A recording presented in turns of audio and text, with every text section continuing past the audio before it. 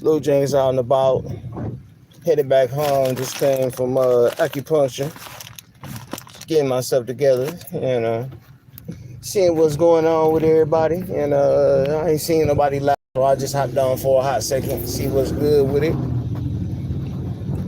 You know, it's out here raining like a mud. Well, it ain't raining bad, but it's raining out here. The storm that swooped from I don't know. The wind changed, and the wind came. The little rain came from the east this time for some reason. I don't know why it came from the east, but it came from the east, and shit, motherfuckers can't drive out here. I like they down south or something. What's good with it though, one person? Hope all is well. You know what I'm saying? It's a beautiful rainy day, and just came from the VA getting some acupuncture. Had to I like to do try different medicines and stuff like that. They say acupuncture is good for pain, so I've been just getting back from acupuncture. You know, they stabbed me up a few times with a bunch of needles and shit. You know what I'm saying? I got stabbed up with about, I think it was like 20 needles, and then they plugged up some kind of electronic thing to that motherfucker, sent some electricity through my body. So you know, I feel a little good today. You know, it's been a relatively beautiful day. You know what I'm saying? So I'm just out and about. You know, just getting online, just chop it up with people. If they come, if they don't, it's what it is. You know what I'm saying? I'm actually enjoying the day. You know, it's been it's been a rough, this is a rough month, but I'm in good spirits, and as long as I stay in good spirits, I know good things will happen. So yeah, I'm on about. But shit, it's all, hey, everything is all good. I hope everybody having well. What's going on with y'all? What's going on in the YouTube world? I ain't really been listening to, what's going on YouTube. I've been trying to, stay out the way. It's a lot of stuff going on, so I'm staying out the way, staying clear. Yeah, I ain't really get on to talk about nothing. I just just getting on, really. I ain't got nothing going on. Seeing what's good with y'all. I'm around the corner from my house where I used to box at. I'm just chilling. Enjoying all the good moments that I got. I had an interesting conversation with my with my daughter earlier today. We had a conversation. We were just talking about just general life and stuff like that. And I just like to say that gotta have a relationship with your kids. Even when they grow up and get off into the world and start doing their own thing, you gotta have a good relationship with your babies. You know what I'm saying? And I know sometimes that's it's a little difficult when you wasn't around the baby all 24/7. You know what I'm saying? So we reestablishing a relationship with each other, and we we talked about some just in general, just like she has my grandson. So, well, one of my grandsons, and she she having like some little difficulties with the baby daddy and shit. And it ain't nothing too horrible, but Miss Ann, respect to you, sisters. Good afternoon to you. And it's just like when it comes to the relationship between parents, sometimes the relationship works out the way that it is, and sometimes it don't. And to be the best parent you could be is best to have cooperation. But when you don't have cooperation, you just have to have the relationship that you can have. Oh yeah, it's raining. It's raining now. It's just drizzling. It ain't really. It's a little sprinkling now. Yeah, the storm came from the east this time. I was kind of nervous. I'm like, why the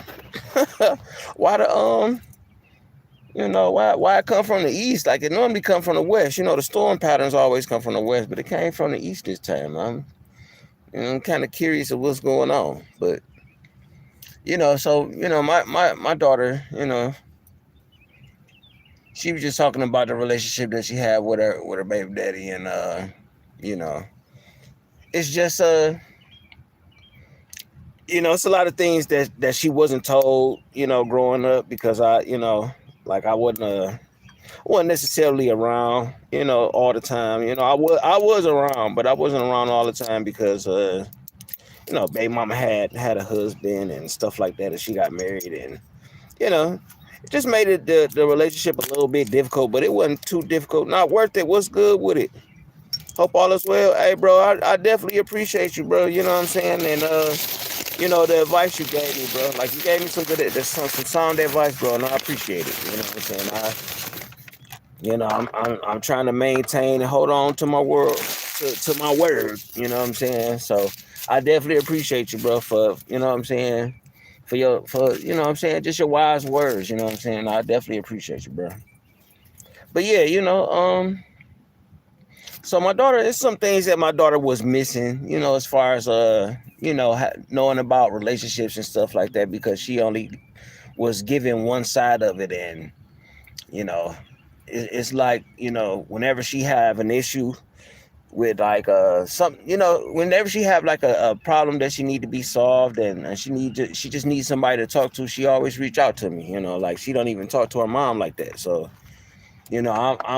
I'm gracious that my baby is realizing that, what I'm saying, that she needed me more than her mom made her think that she didn't. And I was just telling her, like, Love Lace, how are you? Hope all is well. No, I ain't even talking about. I'm good today, sister. I just got back from acupuncture. I was gonna get the acupuncture in my ears, but shit, I got my hearing aids in, and the little string. Oh damn! Ooh. Shit! Did y'all hear that? The mother just crashed into the He just bagged up and ran up on the sidewalk and shit. But anyway, that threw me off. But Mika, respect to you, sister. So she was just telling me about like how it's difficult, because and most bad breakups, when it comes to like kids and stuff like that, when baby mama baby daddy stuff, sometimes it gets a little, it's some things that happen that makes yeah, you could get acupuncture in your ears. Yeah, it's 5 spots. They do it on the top, they do it on this part, they do it on the inside, and they do, they got acupuncture for your ears too. I was gonna get it, but I was worried about my strings and my hearing aids snagging them off, and it's 24 karat gold little spikes they put in your ear, and they do it on both ears. It works with your back and your legs.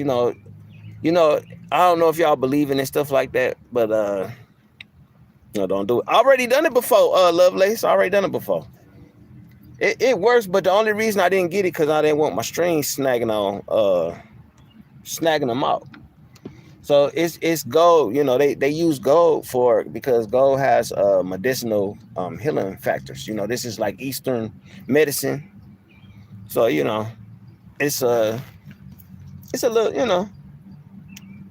But yeah, so I was just talking about the difficulties of with the baby mama baby daddy stuff, and when it comes to the breakup, the baby mama or the baby daddy, because it could be both of them. What I'm saying? One of the parties is hyper emotional and can't let go, and they like, if they don't want you to be with nobody else, they're gonna make your relationships difficult and stuff like that. So I was just telling her, like, if it's becoming too hard to work out, then what I'm saying, maybe you need to set some ground rules, so that way it won't be no misunderstandings. But when the other party is making it too difficult, what I'm saying, is when they make it too difficult, it it becomes a strain, not only for the parents, but the kid, but the child is also, the child go through stuff too, and they need both parents. Say, your ears don't need no other stuff. Yeah, hey, Lovelace, it actually don't feel bad when you get the acupuncture in your ears. It's not that bad. I'll just tell you that. It's just like a little uncomfortable. Like if you laying down going to sleep, you know what I'm saying, with it being on the outside, kind of it gets a little irritating. So you gotta have like a little neck pillow when you lay down and stuff like that, because like them little airplane pillows, But it's pretty. It's all right. I'll try it again. I have to do it I have to do it like when it's a week when I don't really need my hearing aids. You know what I'm saying? If it's a week I don't need my hearing aids, I'll get it, because they stay in for like 4 or 5 days. So it's pretty good. But yeah, So, they was going through their little thing, and they got into a little argument, a little dispute or whatever, and he said some horrible things, and it kind of made her cry, made her sad and stuff like that. And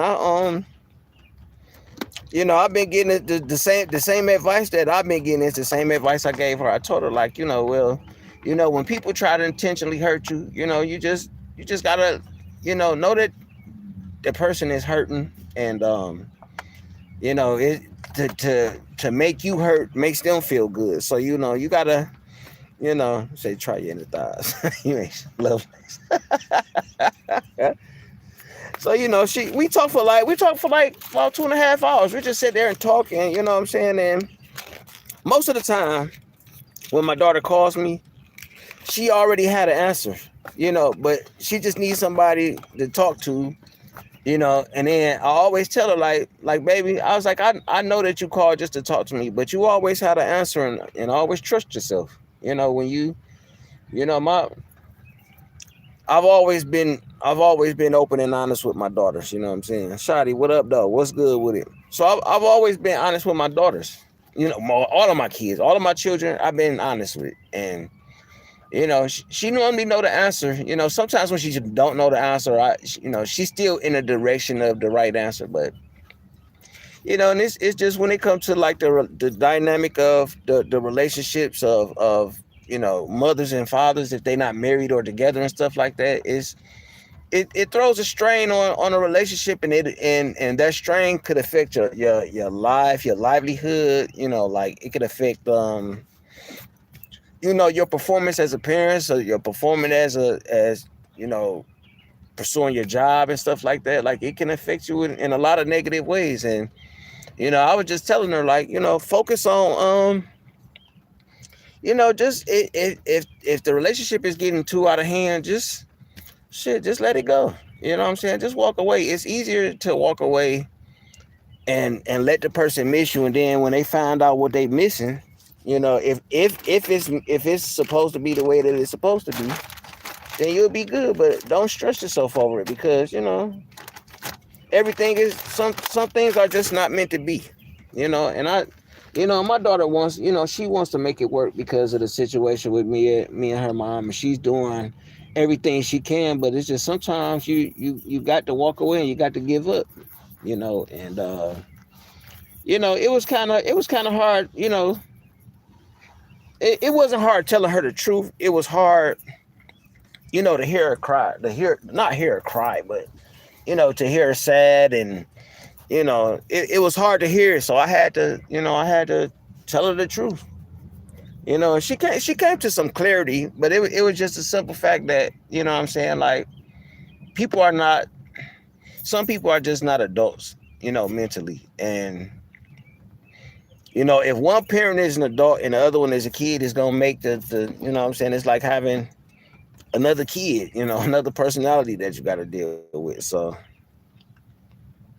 yeah, so I would just talking to her, and getting the spirits back up. And I didn't tell her no lies, or I didn't tell her nothing to make her feel good, because life is not about feeling good. It's about um it's about just being honest and accepting things. So but my daughter came back too, and she back in good spirits, and hopefully she could work this out, or walk away, whichever one is the best for her. I want the best for my baby. So You know, if being by yourself is easier and better, then do that.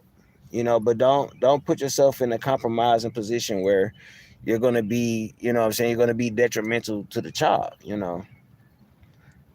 So I'm just, you know, it was just, enlightening for me too. You know what I'm saying? It was the same thing. It was the same thing for me. You know what I'm saying? Whenever I needed, some good advice or just somebody to listen to or whatever, when I talk, it helped out. So, I'm glad that I could be there for my baby like that. So it was like I said, it's kind of hard to listen to your children when they sad and when they going through something. And as a parent, regardless of how old your babies are, you want to, what I'm saying, you always want to make them feel good about themselves and give them some inspiration, and you always want to just make your babies better, and it's just hard to do sometimes. So what's good from Germany? I can't really see your name. It's Mert. What's good with it? So yeah, it's it was just like a moment of enlightenment for me, that what I'm saying, that I'm still, even at my baby almost, she in her 30s, and she about to be in her 30s, and it just feel good that I'm still needed in her life like that. You know what I'm saying? She's still my princess. She's still my princess. Uh, oh, that's what's up, man. Germany, that's what's up. I got some people in other countries. I got some people from Australia. I got people from the UK. I got some people from everywhere that's around. So I appreciate that. Yeah, it just feel good to be, still useful even after your babies grow up, because every now and then I still need my mom. I still call my mom every once in a while, and when I'm going through something, I'll talk to her when I need to. You know what I'm saying? I don't necessarily call her all the time, but me and my mom, you know, have like a kind of similar relationship. So it's just you know, I try to be the same parent that my dad was to me. And you know, my dad was a great man. He might not have been, but he was a great man, and anytime I needed him, he was there for me. So I'm doing the same for my babies. And the babies that I had 24/7 the whole time, what I'm saying, they call me every damn day. So, but the babies that were off on the side a little bit, what I'm saying, they starting to come back around and realize that, like, damn, like, this a parent I need. You know what I'm saying? This a parent I needed all this time, and not to say that, their mom didn't do a good job. I'm not saying that. I'm just saying that it was some things that their mom just couldn't teach them, and that I could, the things that I could teach them, you know, vice versa. I can't teach them the woman part of the. I can't teach them the woman side of it. I could just teach them the man side of it. So, and my daughter got her own business, and she's, she doing her own thing. She got her life in order. It ain't all the way in order, but it's in order enough where it's the things that happen to her impact her career. So, or her business. So I just, I try to keep her focused. She started her business. She started her business a couple years ago, and she was scared to do it. She didn't want to do it. She was scared. She was like, "I'm not uh, oh yeah, I hope she working out too, Miss Ann. For I appreciate that. So it's like I want the best for my baby, and if it comes at the sacrifice of me sometime, or whatever the sacrifice may be, I'm not afraid to do it because I love my babies. So it's just, she started her business right after, right, like I think, like, she started, let me see, it's 2026. She started her business like about 6 years ago. She started her business when she was like 23. She got like a baby clothing store, and she was afraid to do it because, she was like, like I need this, I need this money, I need this type of money for this, I need the product, I need the network, I need this and I need that. She just kept on, and she was making excuses not to do it. And I kept telling her, like, if this is what you want to do, she like, yeah, this is what I want to do, Dad. I was like, well, do it. And she like, well, I don't have no help. And I was like, well, I'll help you as much as I can. Whatever's in my power, I'll help you. So I helped her, helped her get a few things for her business. Her mom helped her get the other stuff, and she started her business, and she been running ever since. But ever since she had my grandson, ever since she had my grandson and dealing with this young man, she's been kind of veering off from her goals.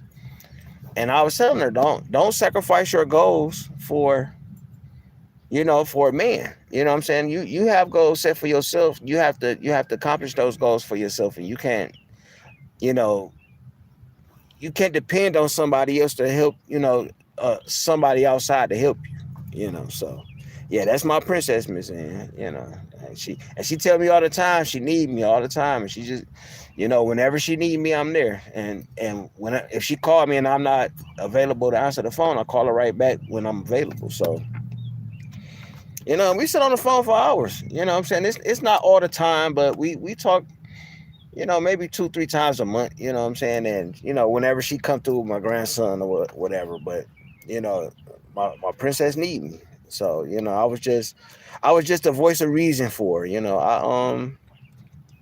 Like I said, she's just like me, she ended up like me, unfortunately, she ended up like me. So she normally had the answers, but she just need to talk it out. She think a million miles a second just like me.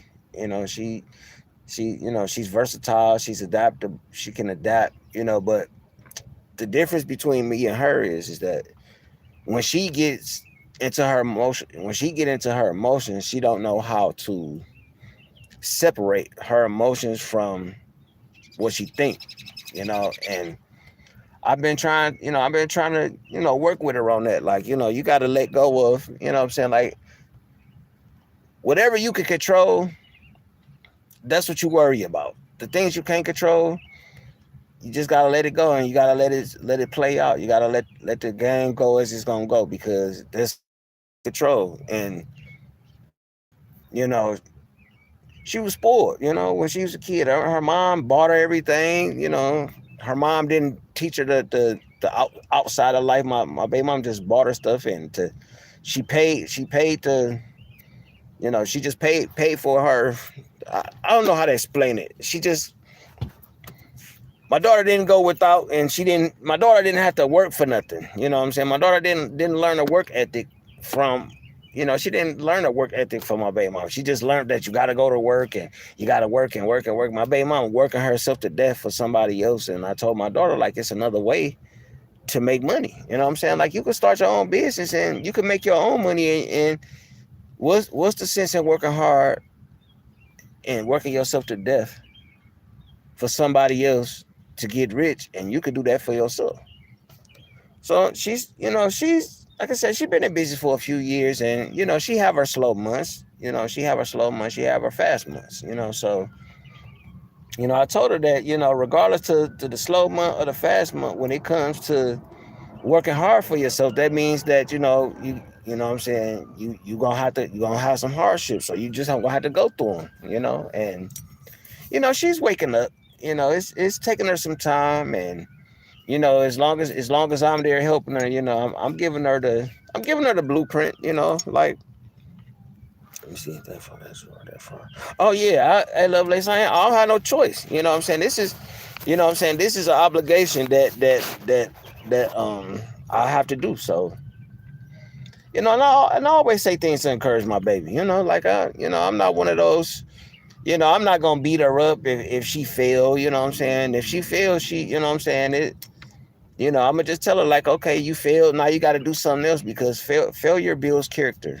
Failure builds, who you are. You can't be strong without failure. You know what I'm saying? Like, you have to go through some hardship to be strong, because you won't know if you're strong if you don't go through anything. See, so many times I would wonder what dad will say to me now. Oh yeah. And I'm quite sure your dad will say something that's gonna encourage and build you too.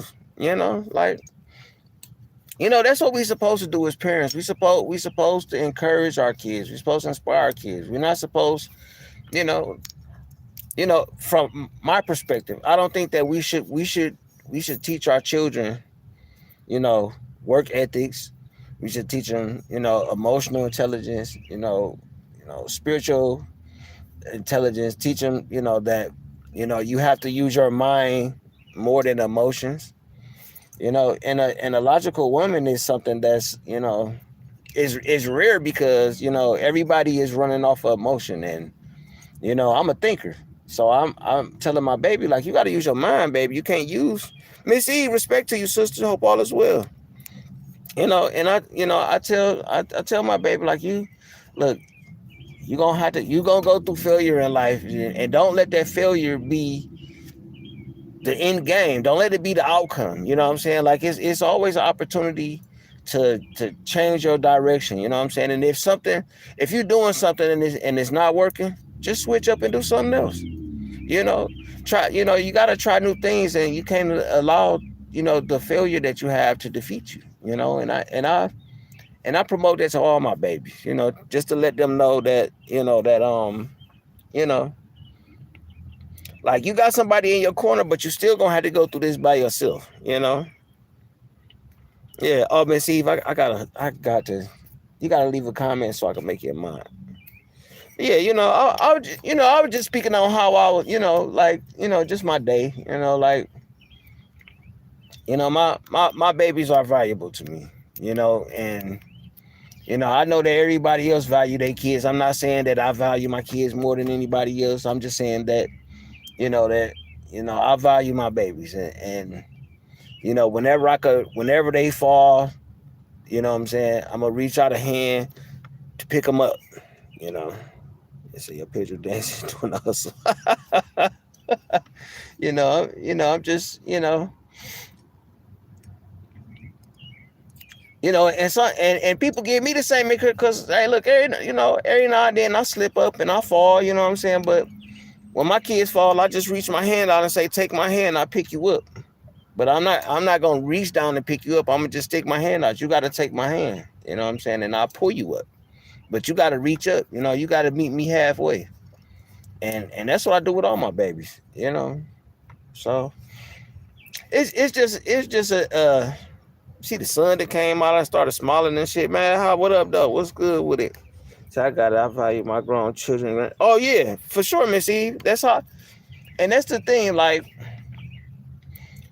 a lot of times as parents, we don't tell our children, we don't tell our children the absolute everything, when they're kids, because, we try to protect them from the reality of life, and sometimes in situations, sometimes you have to tell your children the truth, regardless to, you can't protect them forever, and you don't want to protect them so much that when they get out in the real world, you know what I'm saying, that they don't have the know-how to defend themselves or protect themselves. So, you have to, you have to have those conversations with your baby sometime, and like I said, I've always been, I was that dad, ain't no Santa Claus, you know what I'm saying? I'm the one who work hard all year round to get you Christmas gifts. You know what I'm saying? Like,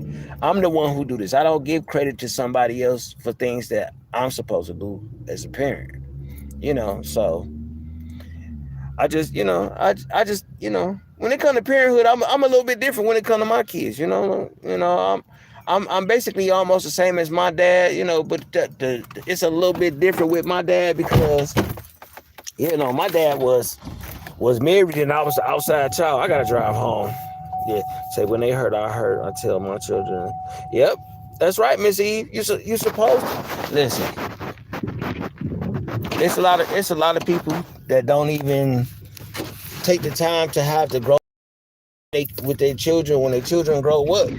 So the babies don't even know the absolute. Oh shit! I feel like I just run over. Oh, that was a bottle. Yeah, our children don't. Yeah, I'm about to plug it up. That's why I'm headed home now. I'm right around the corner from my house. Yeah, so you got to have those. You got to have those conversations with your babies. And Miss Eve, I definitely hurt when my babies hurt, especially my daughters. My sons a little.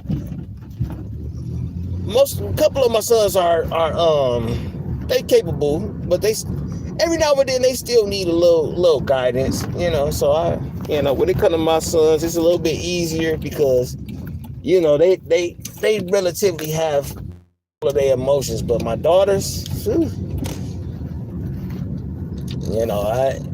and every time my baby's hurt, it just,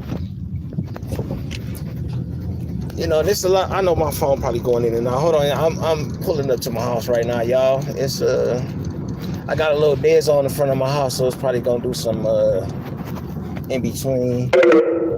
Yep, I'm about to plug my phone up. I hear you. All right, hold on 1 second, y'all. Let me get everything together real quick. Yeah, hey, and Miss Eve, I could understand how some people be like, "Oh, Miss Eve is a mother figure to him and shit." Like, nah, but you just had a motherly spirit. You know what I'm saying? You old enough to be my older sister. All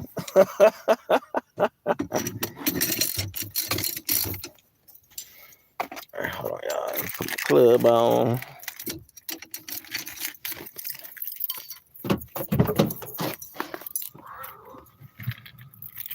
Uncle L, what up, though?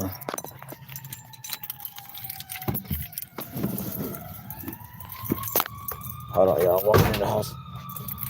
Yo, and it's crazy. It's always goddamn fire when it rain outside.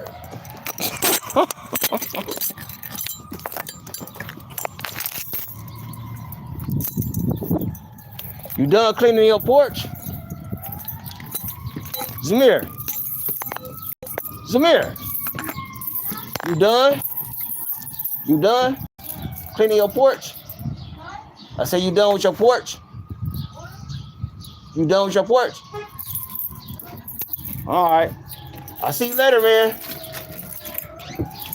Yeah, sorry about that. My little next door. Y'all know the neighbor next door. Excuse me.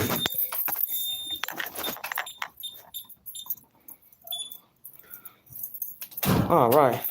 Oh yeah, it's rain. And it started. The sun came out. It was storming earlier though. It was storming so bad earlier. Then it went away, and now the sun. So you're gonna get to enjoy some of that beautiful sun today. I'll leave this door open. Oh yeah, Lovelace, I love the rain. When my girl was alive, Lovelace, we used to go outside in the rain and dance. And I used to be like, let's go outside and dance. Letitia, respect to you, sister. And we'd go outside and dance and see, she used to get her hair done up and stuff like that, and she would get out there and dance in the rain with me. Like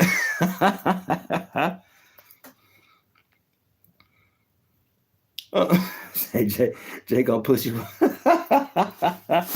Oh yeah, I take my cane outside. I take my cane everywhere I go. I go everywhere. Oh yeah, hey Lovelace. I'm gonna tell you, I was a totally different person when I was with her. I was a totally different person. Like we would get outside, and I'll just, every time it rained, I'll just take her hand and we'd go outside and we'd just go dance in the rain and shit. And we the last time I danced with her was at that park I was at, matter of fact. And we played, it was a song, The Ocean. What's that song, Ocean? Out there by the ocean. What's the name of that song? Been waiting too long for this moment. My ship has finally come. That was the song that we danced to. I had turned the radio on and it was raining. We were just sitting at the park and then that song came on and I got out the car and I walked to the other side, opened up her door, and I had the music blast like a motherfucker. We got out and we danced to that song. And that was the last dance that I ever danced with her. And it was in the rain at that park where I was at. So I was Lovelace, I was a hopeless romantic. You know what I'm saying? I was like, you know what I'm saying? I wasn't the simp. I'll say that I wasn't the simp, but I was the love bug.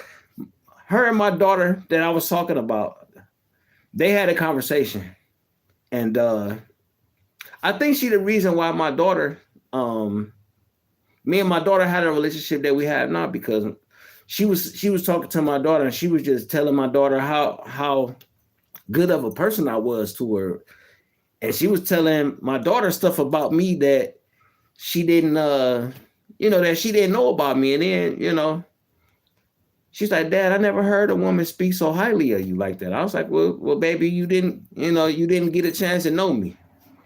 Yeah, Lovelace, I was a hopeless romantic. I was buying her flowers every Friday. You know what I'm saying? Like I would buy her some flowers, and her favorite flower was hydrangeas. So I would buy her every Friday when she get off work. I would have her some hydrangeas, and I would get them spray painted. Her favorite color was red. So I would buy her some hydrangeas and I would get them spray painted red. And after like about two or 3 months, she was like, "Look, you got to start buying me flowers and shit because I ain't got nowhere to put them." So she had a bunch of hydrangeas all through her house and shit because I used to buy her flowers all the time. You know what I'm saying? That was her favorite flower. So you know what I'm saying? So, yeah, I mean, ain't nothing wrong with ain't nothing wrong with being a hopeless romantic. I mean, if you love a person, like I'm gonna say this, love is rare. You know what I'm saying? Love is rare. You rarely find it. Oh yeah, hey, Maz, y'all got this shit. Hey, don't ask me nothing. Love is something that's rare, and it's something that's hard to find. It's like finding a needle in a haystack, and when you find it, it's something different. You know what I'm saying? Like you could be in like with a person. You could care about a person. You know what I'm saying? You can even appreciate a person, respect them. You know what I'm saying? But when you really love somebody, it's something totally different. You know what I'm saying? Oh yeah, I got a whole bunch. Hey, Lovelace, I got a playlist of love songs, and a lot of those songs are the songs that she liked. And I wasn't really into R&B. I mean, I was into R&B and I knew love songs, but the songs that, she introduced me to, showed me who she was as a person. And she was a beautiful person. Like on the inside, she was nice, polite, you know what I'm saying? She was, yeah. Oh yeah, hey, Lovelace. All right, so look, I'm gonna tell a story. So this is kind of the in-between story. So her, it was her birthday. It was her birthday, and her dad was in the hospital. He was on his way to passing away or whatever. And we so whatever, then he passed away. I ain't gonna give all the details, but he passed away. And we were sitting in the courtyard, and 2 geese had flew by.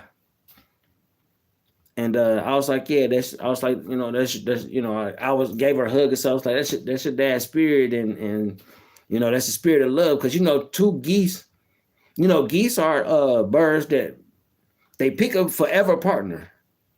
So if a goose picks a mate, they're mates forever and they won't ever choose another one. So we had a joke, you know what I'm saying? Like I had told, every time we see 2 geese, I was like, yo, because we were traveling and stuff like that. I was like, everywhere we go, we gonna see these 2 geese. I was like, whenever we see geese, we're gonna see these 2 geese everywhere we go. Cause she wanted to move to Florida or whatever. So I was like, well, when we go to Florida, we gonna see these two geese. These geese gonna follow us wherever we go. And every time we see the geese, I'm like, there we go. And she'll laugh, and it was just like our running joke, like my pickup line joke, you know what I'm saying? That Lovelace, I got a couple lines that, you know what I'm saying, that's gonna be our forever joke, you know what I'm saying? So it was like, so every time we saw the geese, I was like, there we go. And she's like, boy, shut up, like just cracking funnies and stuff like that. And every time I think about her, I always think about the good things that happen, and it always brighten me up a little bit, you know what I'm saying? Because it wasn't, we had our moments where it was like, some trying times and stuff like that, but it was never like any argument. We never argue, we had like, I'm not really that type of aggressive motherfucker. Like I like to argue and shit like that. Like we always had like, we could talk things out, and it taught me how to communicate, because I wasn't, as you can see, sometimes I'm not a very well communicator, So, I'm not a very well communicator, but she taught me how to communicate. So I learned how to communicate through, like, it's a lot of things that I learned from this young woman. And she, she's taught me about myself, and she taught me about life. So every time I think about her, I think about, how she loved my children. She was active in their life, and, she was around them, and it was just like, it was just something, it was just, she was a beautiful person, and she taught me how to be a handsome man, you know what I'm saying? And how to carry myself, and, how to be I was already good with the ladies, but being with her made it even better, you know what I'm saying? But it wasn't about me having all these women. Like that's what it was when I was young. But once I got with her, it took me to a point where I know what I want in life. I know where direction I want to go in. I finally knew my purpose. And at one time, the purpose that I had was to make her happy. That was my purpose, to make her happy, because the things that she experienced in life, it made me want to help her. And that's what brought me to who I am. But once she was gone, it was like, damn, what's my purpose? And then this entire time, my purpose was to draw, was to do art, was to sell my artwork, to make a living off my art. You know what I'm saying? Even though I had my business set up, I was just doing it to, just to make money. And, I love to draw. Art was my first love. And then she became my love. And it was just like, she made me make a promise. She made me make a promise. And I made the promise that she was like, I'm your number one fan when it comes to your art shit. So she was like, I don't ever want you to give it up. And I want you to continue to draw. That's what I want you to do, because I know that that's what you love. And I've been holding on to the promise, because she was my greatest fan, and she loved my artwork, and she loved everything anything that I did. If it was bad, she'd be like, yo, that don't look too good. And she would just tell me, but it didn't discourage me or nothing. It just made me want to do something a little bit better, so it, she brought life into, I use this as a metaphor. I was a plant that was drying out, and she poured water into the pot, and she brought me back to life, because she poured water into the pot. And ever since then, I've been flourishing. But it been some time where I done dried out, and I might have needed somebody to give me some water to bring me back to life. But she brought me back to life. You know what I'm saying? And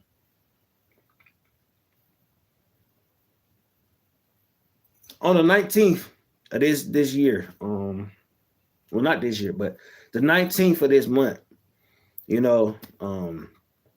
a man took her life. You know what I'm saying? A week before her birthday, because her birthday on the 26th. And she's a very beautiful person. you know. Yeah, Lovelace.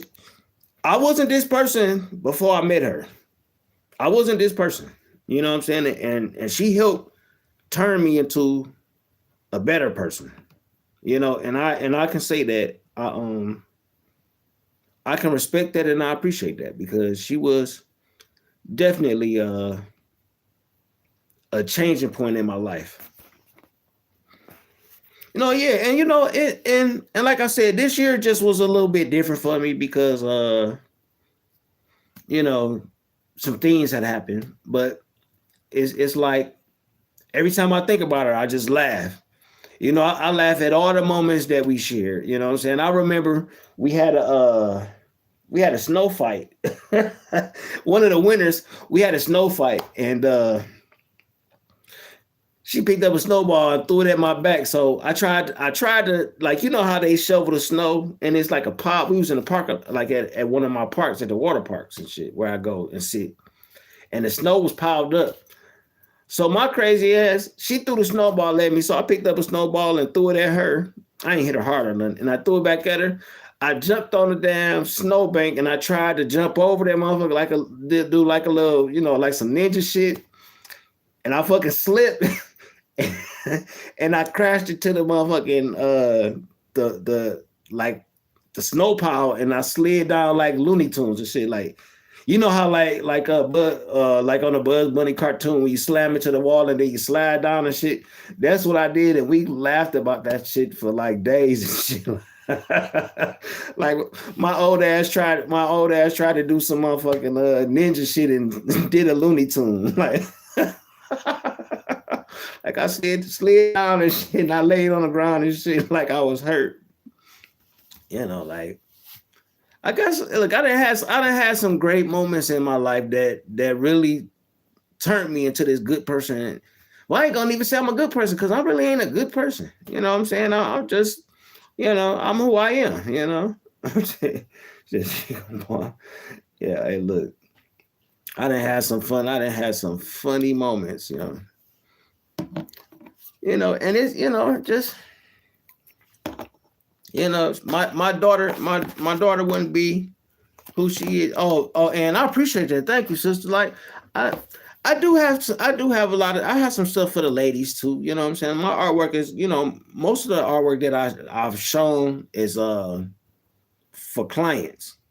So they really not you know what I'm saying? She gonna push me in the snow. Yeah, most of the artwork I show is for clients. So, you know, as long as it don't compromise my you know, my moral integrity, I'll do it. You know, even if it's dark, long as it's not too dark or too far, or, you know what I'm saying? As long as it's not that, I'm good.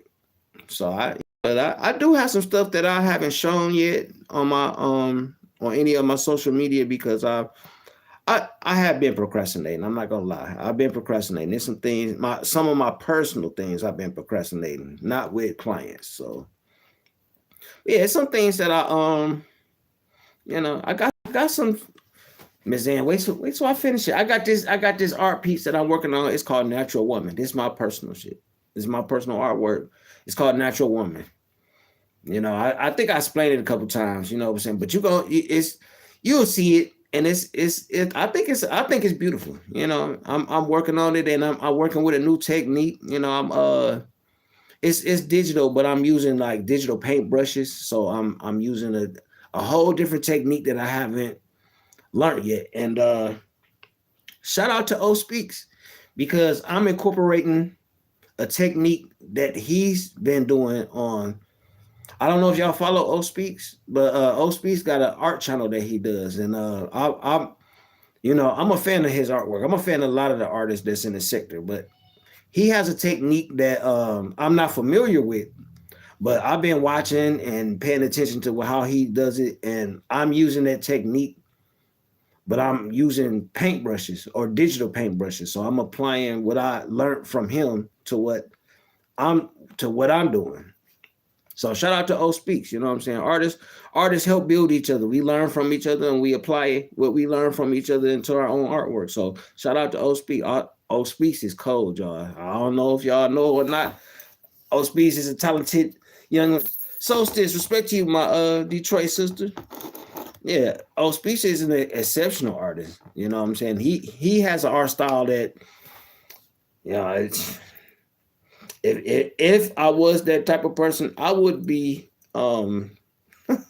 I would be envious of him. You know what I'm saying? But I appreciate his artwork, and I know that I know that I'm an artist too. So you still using those big love legs. Let me find out you writing with them big old pencils that's like an inch thick, and you gotta hold it like this.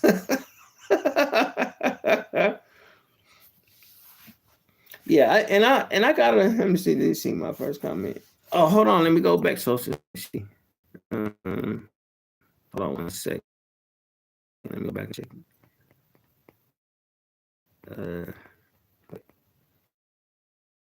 Okay, you can after that. Hold on 1 second, y'all.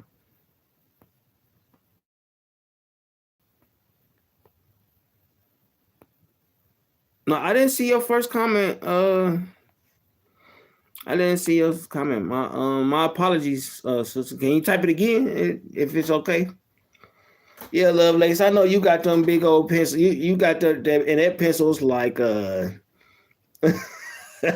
I gotta put my glasses on so I can hear. I gotta turn my ears off so I can see.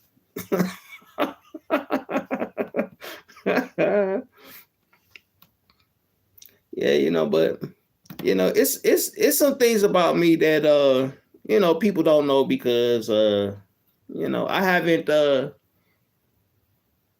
really wasn't even supposed to be doing this right here. You know what I'm saying? Appreciate you, Solstice. Yeah, I ain't even supposed to be here talking right now, but everything happens the way that it's supposed to happen. And I'm glad that it happened. Like unfortunately all of the bad things led to this. You know what I'm saying? So and then it's still turning out to be good because legends are built through tragedy. You know what I'm saying? Through hardships, through disrespect, through losing, through legends are built like that, and I'm becoming a legend. You know what I'm saying? I might not be a legend to everybody, but you know what I'm saying? Something happened to me, so happened, and I ain't here no more. Some people gonna have something nice to say about me. You know what I'm saying? So that's what I mean by legend, because it's gonna have something gonna say. Some of the people, yeah, for sure. Yeah, you know what, Solstice? What I'm going to do from here on out is that the people that I don't have oh yeah, and it's gonna be dope, I'm telling you. See what's gonna happen is the people that don't add value to what I'm talking about, or just add value to me, I'm just not gonna deal with them. I'm not gonna interact with them. I'm not gonna have them on my panels. You know what I'm saying? I'm gonna try to stay focused on what I want to do or what I need to do.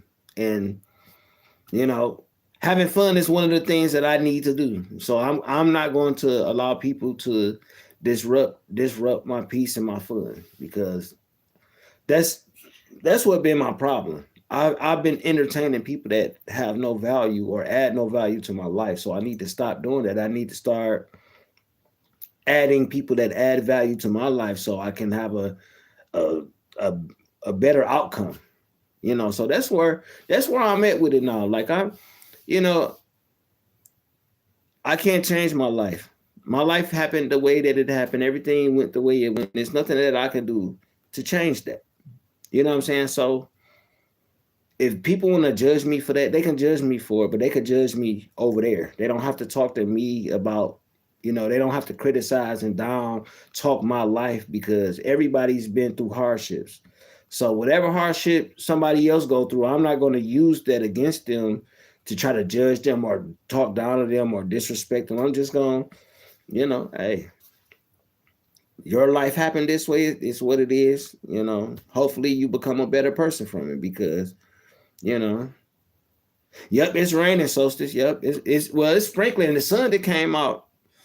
I got on here, and it was a little down, and then I started smiling and laughing, and the sun came out. So, you know. Oh, Lovelace, I get every every 4 months I get my ears cleaned out because of my hearing aids. So I get my ears cleaned out. So I I still have messed up hearing, but my ears clean. My ears clean. I just got some more pieces for my hearing aids that I got I think it's like every month I gotta take them out and put some new ones in. So, you know. Oh yeah, hey, look. Military has done me well, you know. So you know, I'm taking advantage of all. Say, wait, ear rest. Oh yeah, them videos. Oh yeah, when they do the yeah, I watch those too. I watch the little skin stuff too. I watch all that crazy stuff, you know. What I do like watching is I like watching people build houses out of just the natural resources that they have. I like watching that. Let me see.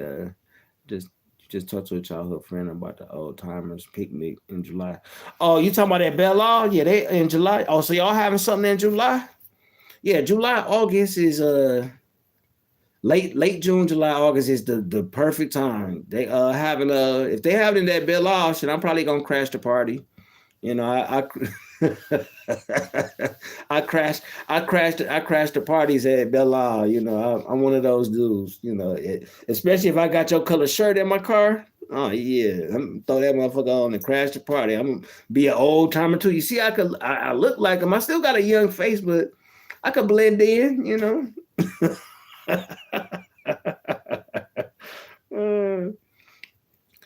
Yeah, I like them when they build the houses like in like I've been watching some old native stuff and how they used to build their houses, and they would dig like 3 meters in the ground to keep the temperature right, like those type of houses, like the natives and the Vikings and stuff like that.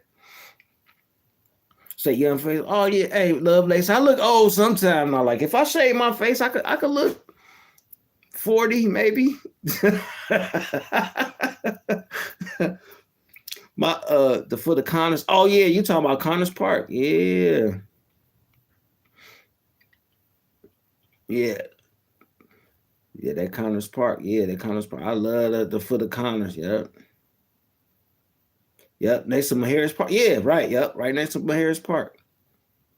See, that's why I love that I had. I'm gonna do a live on Black Bottom in Paradise. I recently saw Lovelace. You better quit it. But I recently saw a video about Paradise and Black Bottom, and I was like, I should do a live on that. But the video kind of long. I think it's like 40 minutes, and I normally do like 20.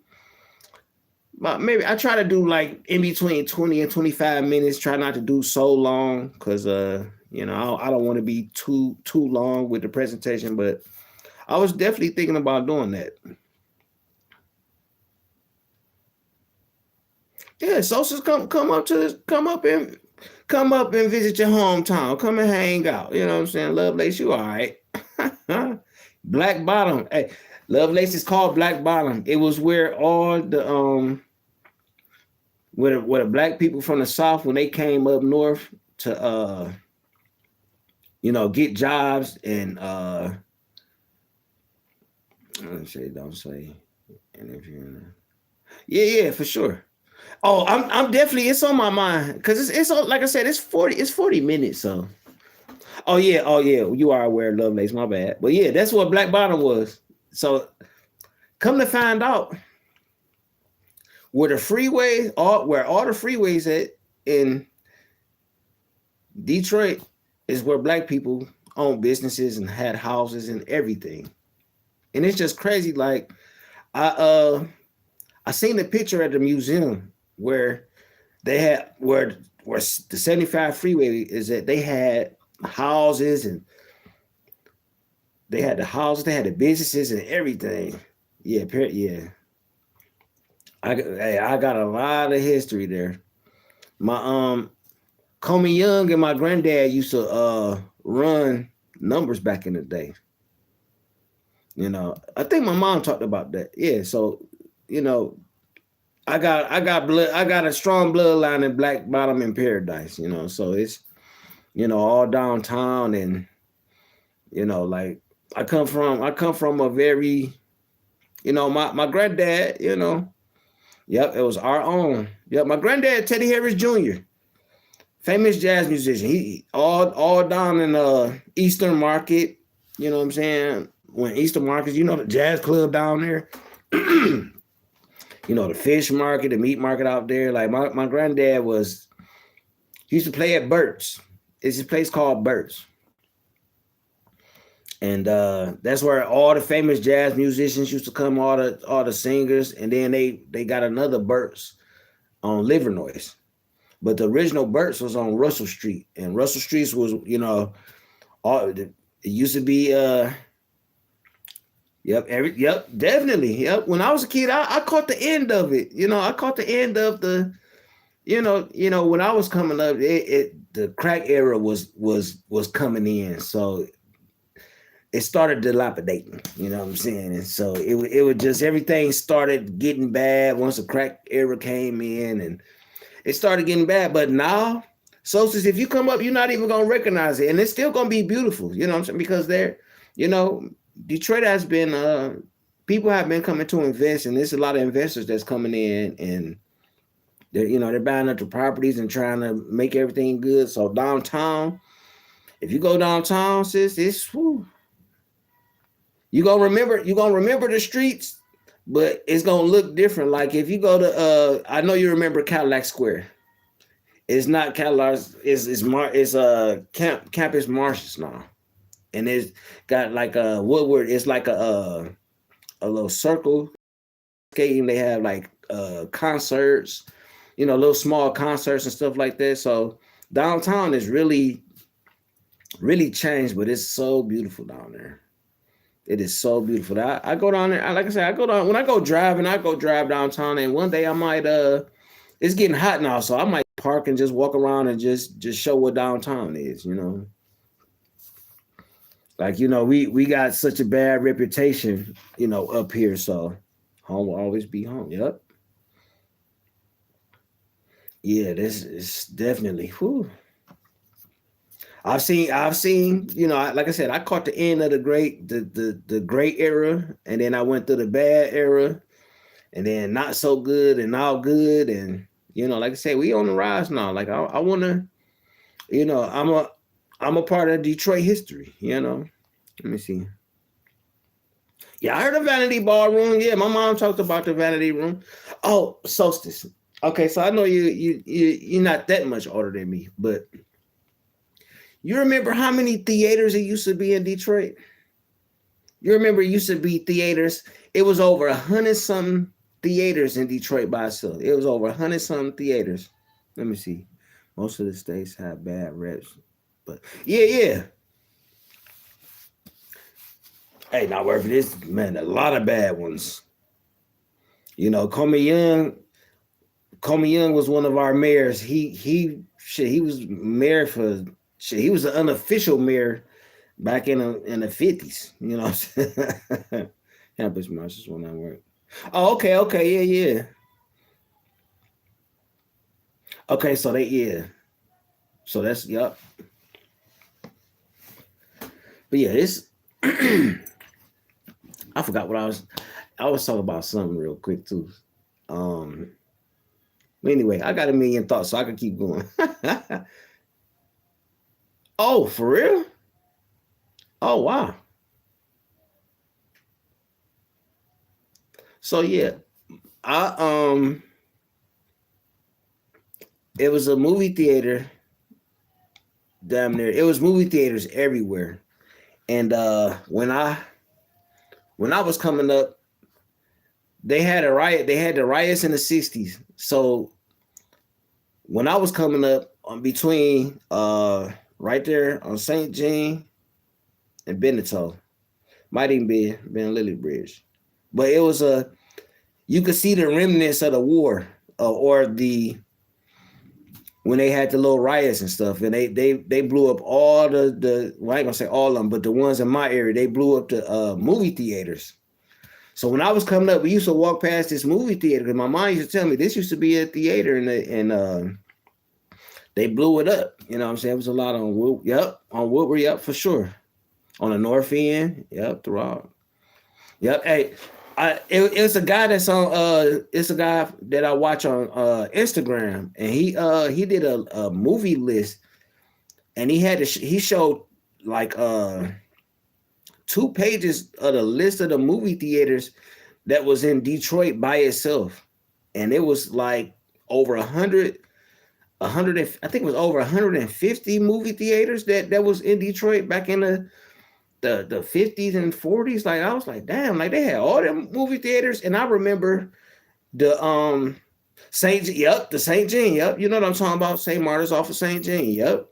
That's the one that I used to walk past when I used to go to me and my mom used to walk past right there on St. Jean, yep. Because it was on, matter of fact, it was on St. Jean. It was on St. Jean and Mac. It was a clothing store on one corner. It was a movie theater on the other one. It was like a rec center on this corner, and then it was I forgot what was on this corner, but it used to be a store used to cross Mac, and it's a store right there. You know, Eddie Gray's. You know, Eddie Gray's was the corner. It was on Gladwin and Mac on my corner. It was Eddie Gray's, and Eddie Gray's was there all through the 80s, 70s, 60s. Yeah, they owned that store for years. You know, they watched me grow up. You know, 7 days, yep, 7 days right there on Warren and Connors, between Mac and Warren, 7 days. Rainbow, they had the Rainbow, not Rainbow, what was it called? It's called 7 days, and then there was another one.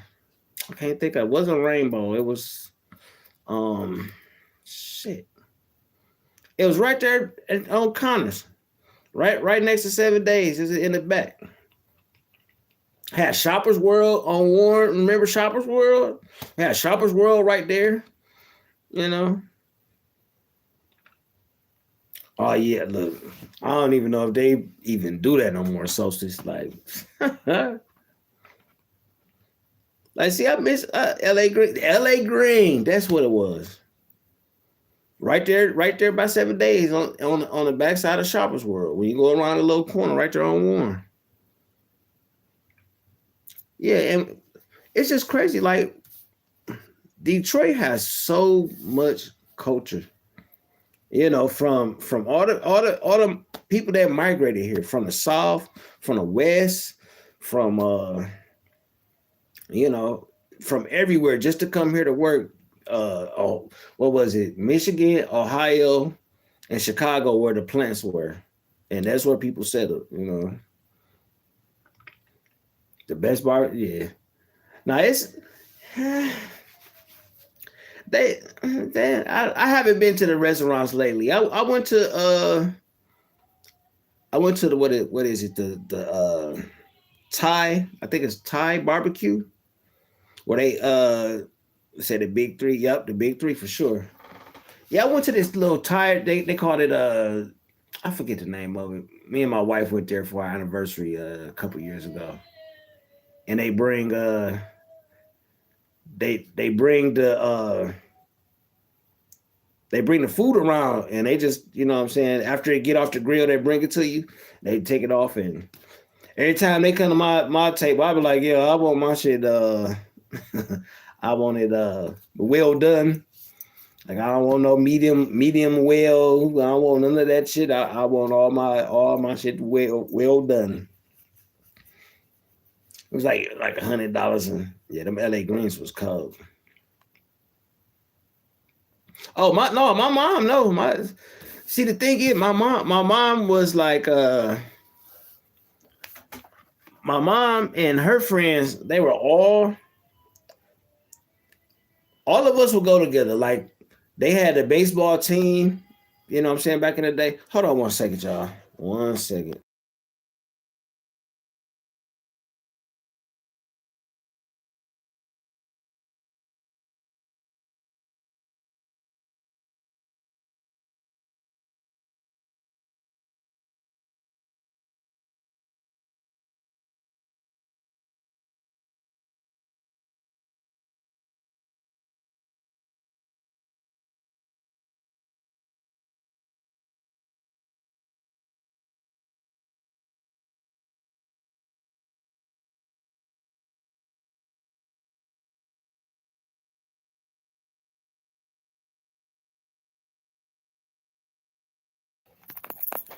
My apologies, y'all. I had to go check on my check on the young man next door. His mom pulled off. So I was just making sure he was good. But yeah, say LA Green. I remember I'm trying to think. LA Green, they had a didn't they have wait. Let me not speak too soon. I think LA Green was over in the LA Green. I'm trying to think. That name sounds so familiar. I just can't remember where it was at. Yeah, I miss up, man. I know the 80s, I know the 70s, and the 80s. You know, I grew up in the 80s. And like I said, once the crack era hit, once it got deep into the 80s, that's when everything started changing. You know, like the family dynamic, you know, the village, you know, because we had a village, you know, like every neighborhood, everybody, Mac and my Elliott, I know what you're talking about now. Yeah, LA Greens. I know what you're talking about now. Right there by that church. Matter of fact, across the street from the church. I know what you're talking about, that church. Yep. You know, and it's just, you know, the 80s were still sort of kind of good. You know, but the one thing that I hate about what happened was Chrysler bought out my neighborhood. You know, my street was Gladwin. My street, it was my street, and then it was Chrysler. It was an alley. It was my street, an alleyway, and then Chrysler building right behind us. And we used to throw rocks over the building, and it was from Mac to Warren. So when they started doing the expansion, they passing we don't. Yeah, hey, so since you know what, I'm gonna say that I try my best to maintain the old ways, you know. And what I mean by that is like how I am with the kids, you know, like when we was kids, you know, our elders, they was on us. You know, they made sure that we stayed out of trouble. They would, you know, if we was disrespectful to other elders, they probably would whoop our ass. I don't do the whooping ass shit, but they whooped us or they told on us. And then our parents were neighborly. You know what I'm saying? We were a whole family. You know what I'm saying? So if, you know, to say the thinking fast cars, can't think of their name. Yeah, Chrysler, you talking back in the, well, it was, say back in the, I can't remember. See, I remember my grandma had a whole bunch of cars, so. But yeah, you know, it's like once they bought us out, everybody in our neighborhood is scattered, but we still the Gladwin family. You know, we still have reunions every year. And matter of fact, I got some pictures of the reunion. I don't even know why I don't even show the pictures of me and my family reunions and shit like that and how I hang out and, you know, how we tighten it up in here. You know what I'm saying? I need to start focusing on talking about shit like that instead of, you know, talking about strangers and shit.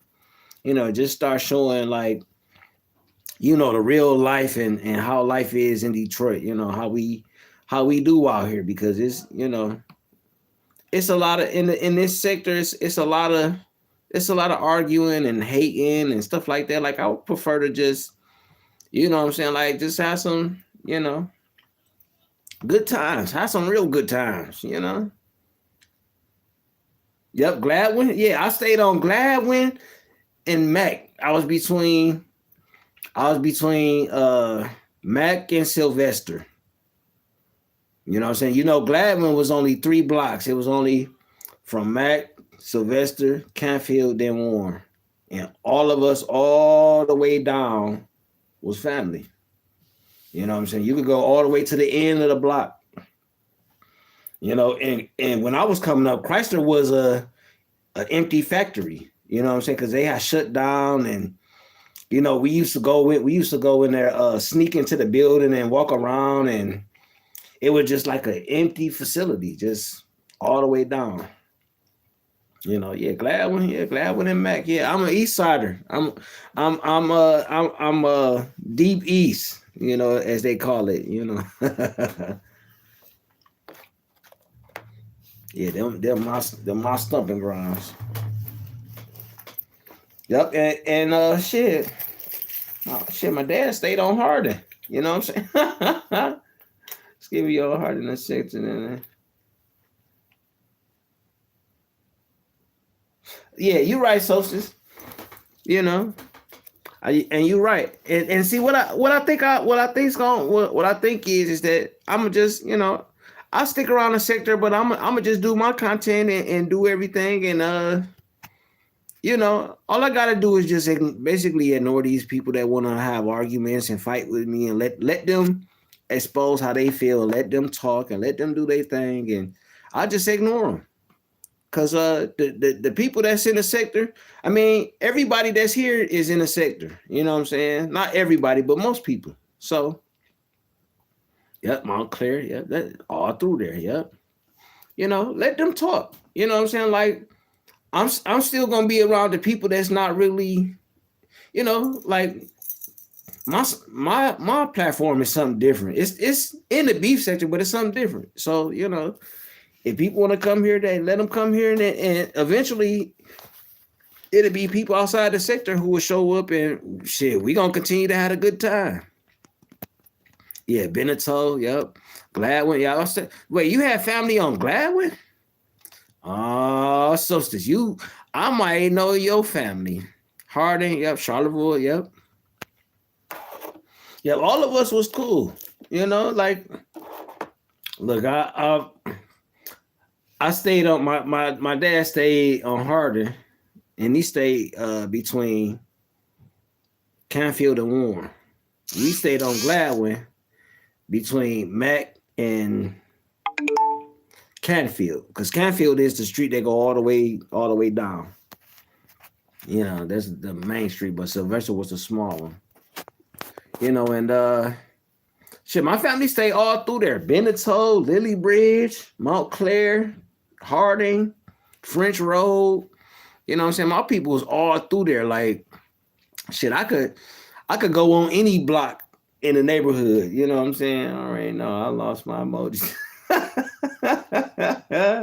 Yep, past one all the way down to the freeway, and then to 94, and then you cross over, you go, because I have family on Lily Bridge on the other side of 94. You know, 94 freeway. We was like I said, everybody knew each other. You know what I'm saying? It really wasn't no fighting and stuff like that. And when the drug dealers came in to sell drugs in your neighborhood, the neighborhood would rally together and get the drug dealers out the neighborhood. You know what I'm saying? Yeah, French Road. Hey, look, French Road was... I got some stories about French Road, you know, like... Yeah, French Road, look, I have. Look at... I'm gonna just say a lot of people that's in the chat right now. I'm telling you, like, I know y'all got some great stories about y'all place and stuff like that. Like, I got some great stories.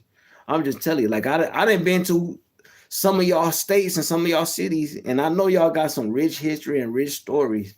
I'm just telling you, if you come to Detroit and enjoy yourself, this would be a place that you will visit. Cause we right across from Canada. So you could go to Canada if you want. If you don't want to stay in Detroit too long, you can just go to Canada. You can take the tunnel or the bridge. You know what I'm saying? Like you could go sit by the water. You got like 400 spots. You can go along the water and park and just get out. You can go fishing. You could go hanging out, and you know what I'm saying. You can always go someplace, like especially if you got your, you know, especially if you married or something like that. It's a lot of couple things, you know. It's a lot of couple things that you could do out here. You know what I'm saying? Like, you don't need shit, and it ain't even really that expensive to enjoy a vacation in this month. And I'm saying to come here for a vacation, you know what I'm saying? But you know what I'm saying? Yeah. Yeah, party in peace for sure. Yep. Yeah, every time I hire somebody that I come across and I tell them, let me see, getting drug dealers out this high risk today, or they, yeah, hey, not worth it. But see, it was different back in the day. Not worth it. It was like back in the day, like the neighbors, like it was a lot of men that was in the neighborhood. So the men will be like, all right, y'all got to get up out of here. You know what I'm saying? And think about it like this. If you just one drug dealer and you got like two people with you, it's 3 of y'all. You fighting. If it's 20 houses on a block, 15 of them got men in the house and all of them standing together. You gonna get up out of there. They gonna get you up out of there. I've seen it. I seen it was a matter of fact, I'll tell you, it was no, I stayed on Gladwin. So a drug dealer moved on our block. And it was like he came through and they started breaking in houses and shit like that. So the men, you know, the men in the neighborhood was like, yo, like, we saw you get into the motherfucking house. So I got to get my damn emojis back. So they was breaking into people's houses that lived on the block. So the men was like, yo, we know this shit was you because we know each other. And they rallied up and they got the dude out off the block.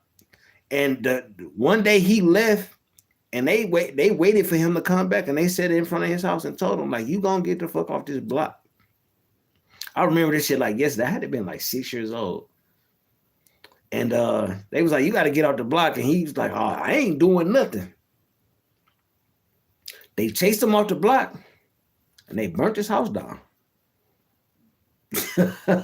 They burnt his house down. When they drove him off, they burnt his house. They lit his house on fire and watched his house burn. And those men, they didn't get in trouble for it. None of that shit. They got him. They got that family up out of there. You know, and it was just a unity of men. You know what I'm saying? Because the men was like, yo, like we don't break in each other's house. We could ask for what we want around here. Like my grandma would give my cross down the street neighbor whatever the fuck they needed. Like shit, they shared. It was a community. It was a village. So when somebody came in destroying the village, got them the fuck up out of there. You know, and I know it's different now. You know what I'm saying? And I know the weaponry and the arsenals is different now, but they came together and they got rid of the plague that was in the neighborhood. I mean, Sosa could vouch for me. I mean, you know what I'm saying? Like when there was somebody, not granted, it was neighbors that did sell drugs, but they didn't sell drugs in our neighborhood. They sold drugs somewhere else. You know, so they didn't, like the drug dealers would get the thieves.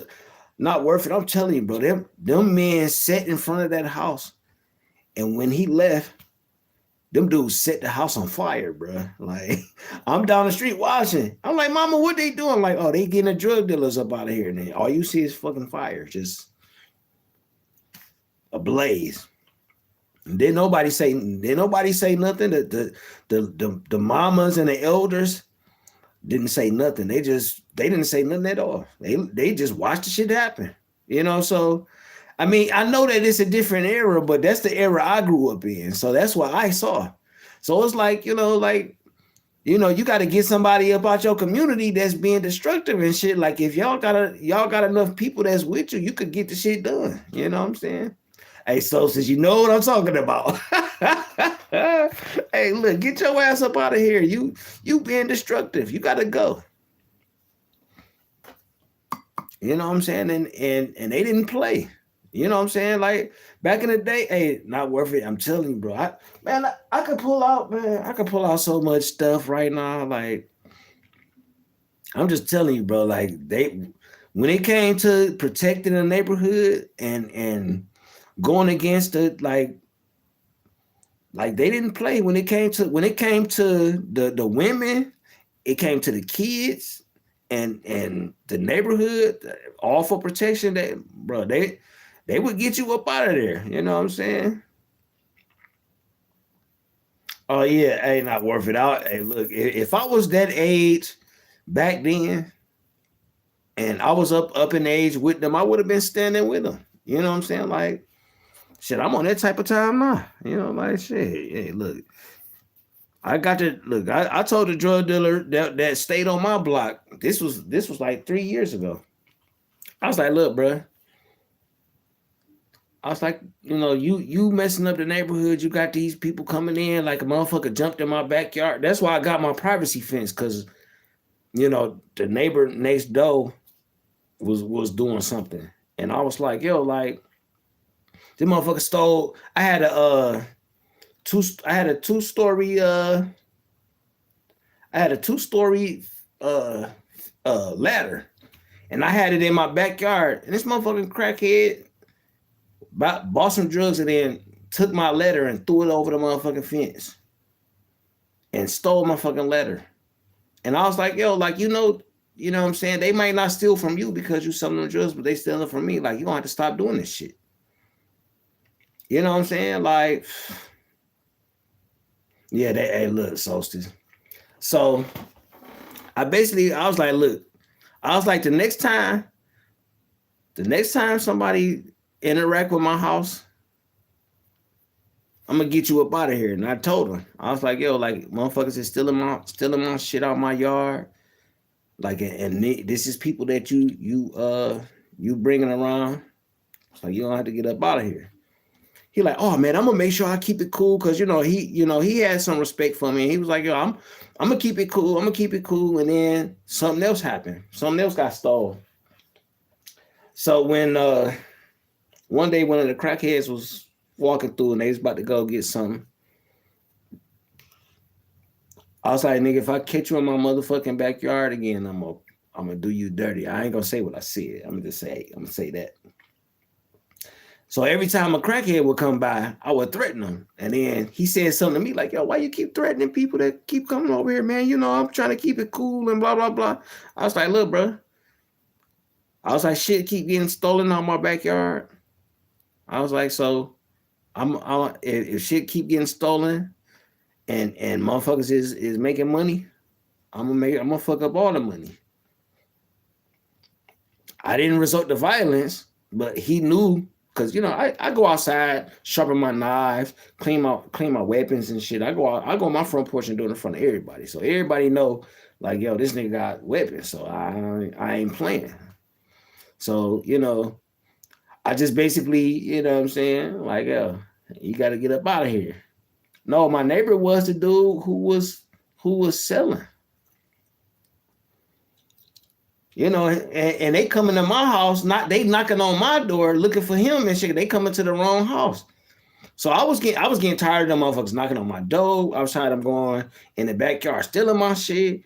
I got tired of them, you know what I'm saying? I just got tired of it. And I was just like, yo, y'all got to get the fuck up out of here. You know what I'm saying? Like, we done. Like, I can't do this shit no more. So, the police started paying attention, and the police came to my house one day, knocking on my door.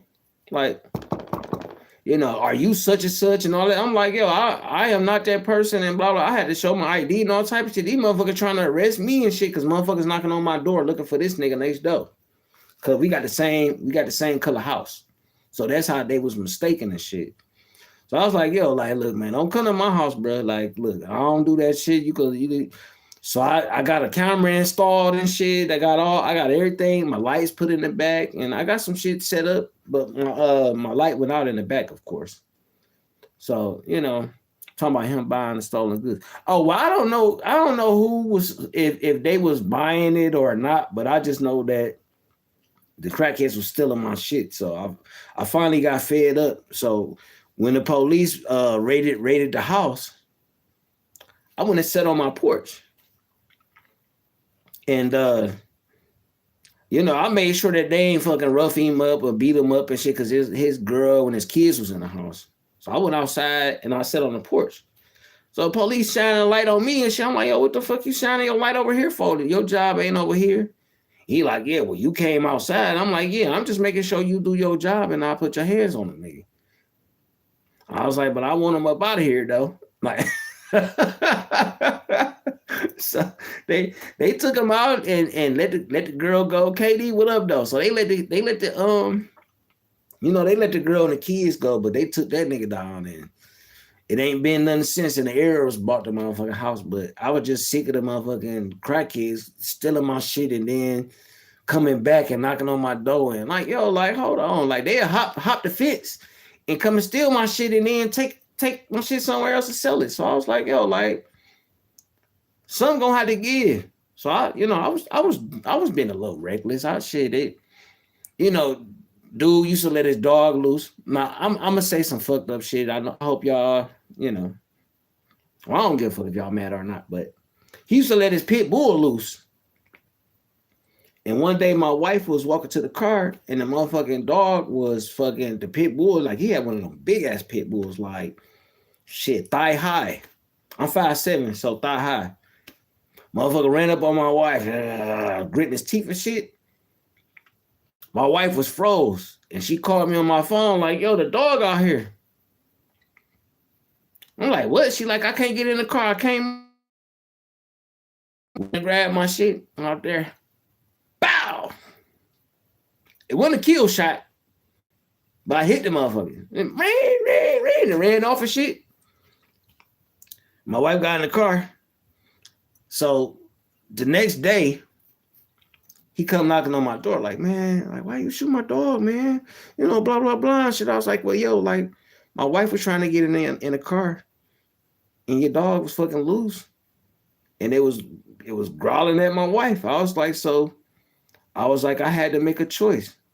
I had to make an executive decision. Like, it was either the dog attack my wife or you lose a dog. And this dog didn't die. It ain't died. Like I said, I wounded it. So, he ran off and that dog was, ran away or whatever like that. They ain't come back type shit. But, it was just like he was invading my personal space, and he was affecting my livelihood, affecting my wife and all type of shit. So when it came to that, shit, I just motherfucking, I made an executive decision. I don't promote cruelty to animals, but when it comes to human versus animal, human gonna always come first. So, but like I said, it's a whole bunch of I'm really a chill and peaceful guy, but you know what I'm saying, once you start provoking, like messing with people that I love and shit like that, like I turn up, I definitely turn up. And I'm glad that the guy that was selling drugs next door, he ain't in jail. They let him go and shit like that. They let him go.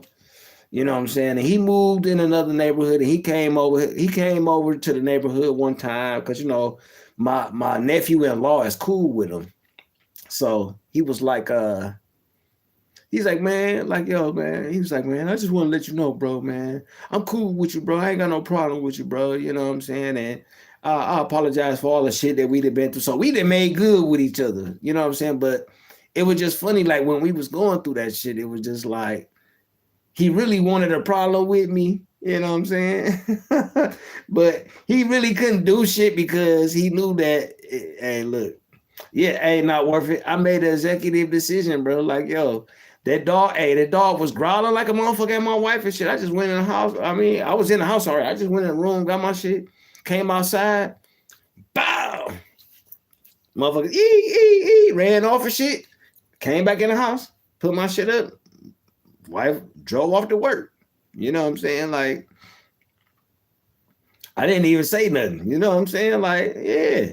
Come on now. When it comes to my wife, bro, shit, I ain't even gonna think. I'm not gonna think. My wife gonna say I'm in danger, and I'm gonna turn the fuck off, and I'm gonna do what I'm supposed to do. You know what I'm saying? And that go with anybody I love. My kids, you know what I'm saying? My brothers, my sisters, my mama. You know what I'm saying? Like, yeah, you know what I'm saying? He could buy another dog. I can't buy another wife. You know what I'm saying? I can't buy another wife and shit. So shit. You know, but see, that's the thing I'm talking about. Like, when it comes to stuff like that, that's, you know what I'm saying? It's just, that's how it was back in the day. When it came to shit like that in the neighborhood, the men came together and they made change. You know what I'm saying? Like I said, when they set that house on fire, bro, then none of the elders said nothing. None of the elder ladies, they didn't say one word. They was like, oh shit, this motherfucker destroying the neighborhood. Like they was like, well, we ain't gonna say nothing. Like, we ain't got nothing to say. Hey, they destroying our neighborhood. We want them up out of here. So that's what they did. You know, so. And that didn't just happen in my neighborhood specifically, because I mean that happened a lot of places. Like when a drug epidemic, when a crack epidemic hit, it was resistance. You know, and the resistance were the men. You know.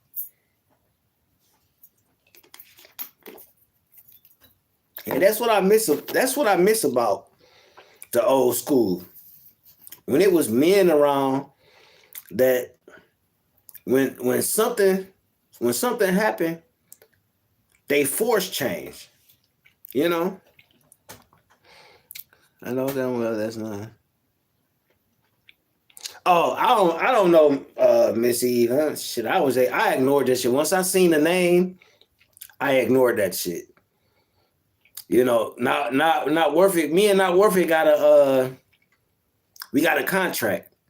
So I'm gonna do my best to hold on to my contract, you know, and I hope that, you know what I'm saying? I hope that he realize that sometimes I might get a urge, but I ain't gonna, you know what I'm saying? I'm definitely gonna try to stay away from that, you know what I'm saying? Because, you know, I got a lot more things that I could talk about, you know what I'm saying? Like, you know, I don't want to give them dudes no life. You know what I'm saying? I want them to die out on they channels, you know, die out talking about me, and I'm talking about everything else. Yeah, it was crazy when I saw it. I'm like, wait, what? But I got him blocked, so that's why I'm like, he got to talk to another way. Yeah, it's probably yeah. No, the same. Hey, look, Miss Eve,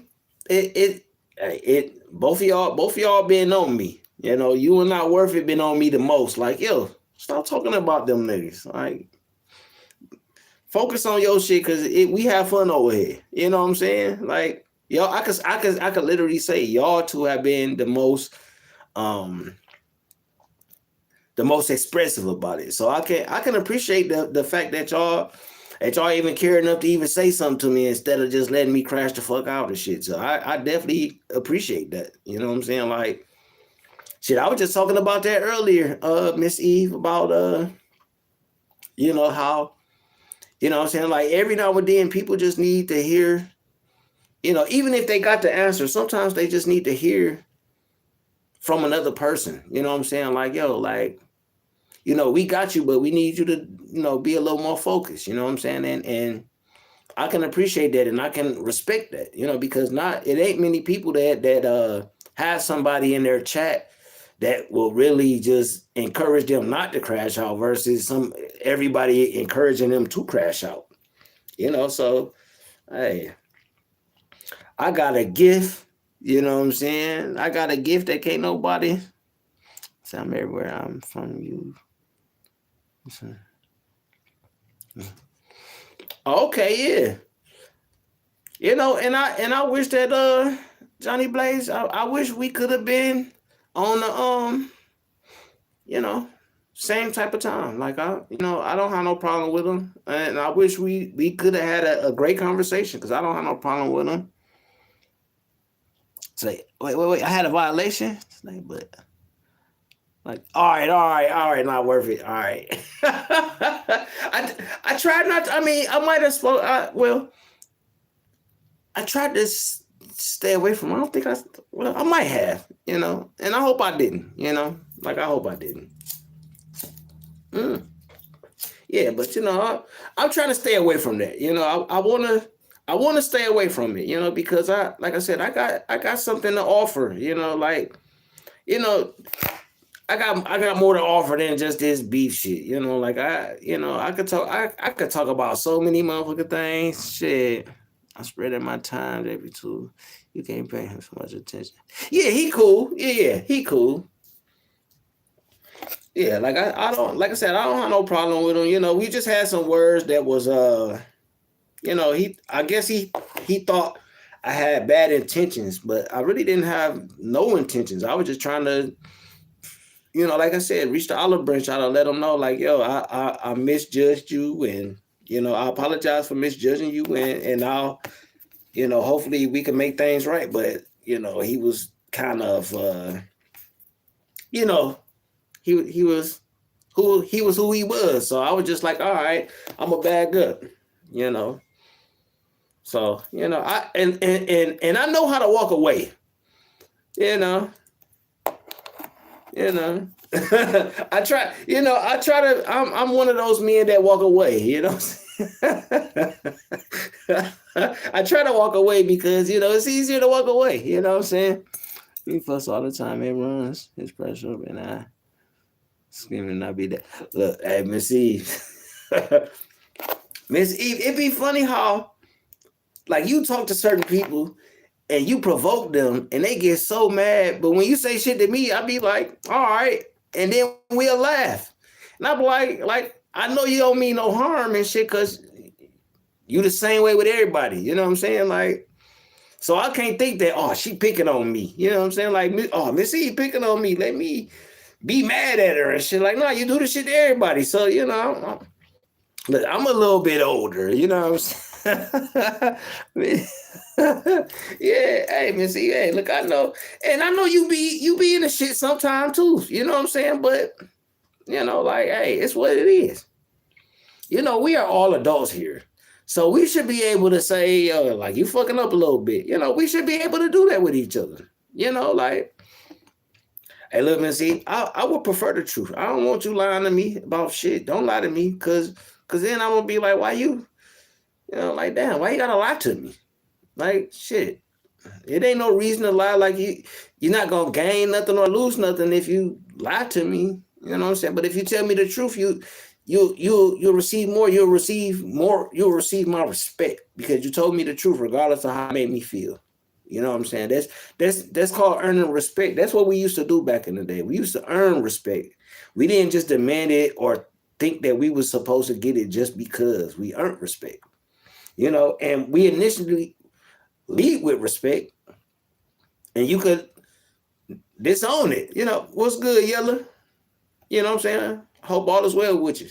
You could, what I'm saying? Fatih, what's good with it? Hope all is well with my sisters. Hope all y'all having a great, I don't know what time it is. It might be evening now, but afternoon or whatever it is. I hope it's all is well.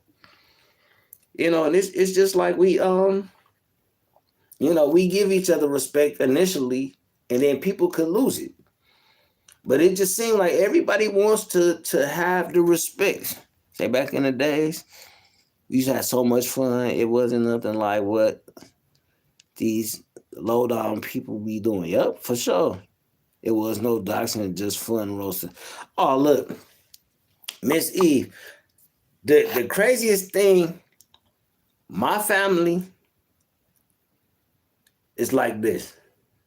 If they don't joke on you, they don't like you. So if you come to the party and nobody crack no joke on you or roast you a little bit or say something to you, they don't fuck with you.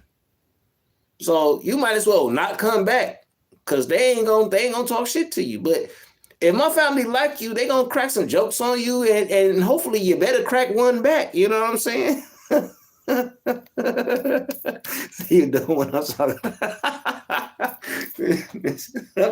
You know what I'm saying? Like, come on, like, you know, I grew up where we roast, and I wasn't really that good of a roaster, but I could make motherfuckers laugh because I'll say something that'd be funny, and it would never be nothing personal, and we'd just crack up laughing and shit. I really wasn't a jokester like that or a roaster, but I was, you know, I could say some funny shit, you know what I'm saying? Just out the blue, just say something funny and everybody get to laughing and shit. So, you know, but I mean, I could roast a little bit, you know. Like, yeah, I miss them days. Like, man, not everybody crying. You say a joke about they clothes or they house or where they live in, and you know what I'm saying? Not even going personal. You can't even crack a joke on these motherfuckers nowadays. They ready to fucking fight you and shit and slap you, and like those fighting words in my generation, them fighting words, nigga, I'll slap you. You know what I'm saying? Oh, you a bitch. Like, yo, we fighting now, nigga. Say roasted it. So, man, it's just shameful that these people don't. And see, and what it is that everybody, and it's crazy, like how we could sit and talk like this, like we could crack jokes with each other and not go dark and laugh, and you know what I'm saying, you got me this time, you know what I'm saying, so next time when I get you, you know, it's all good. Now it's like, you know, now they gotta resort when you got the I got you moment, it's like, man, I'm gonna slap you. Like, what? Like, why you gotta resort to that and shit? Like, you know, like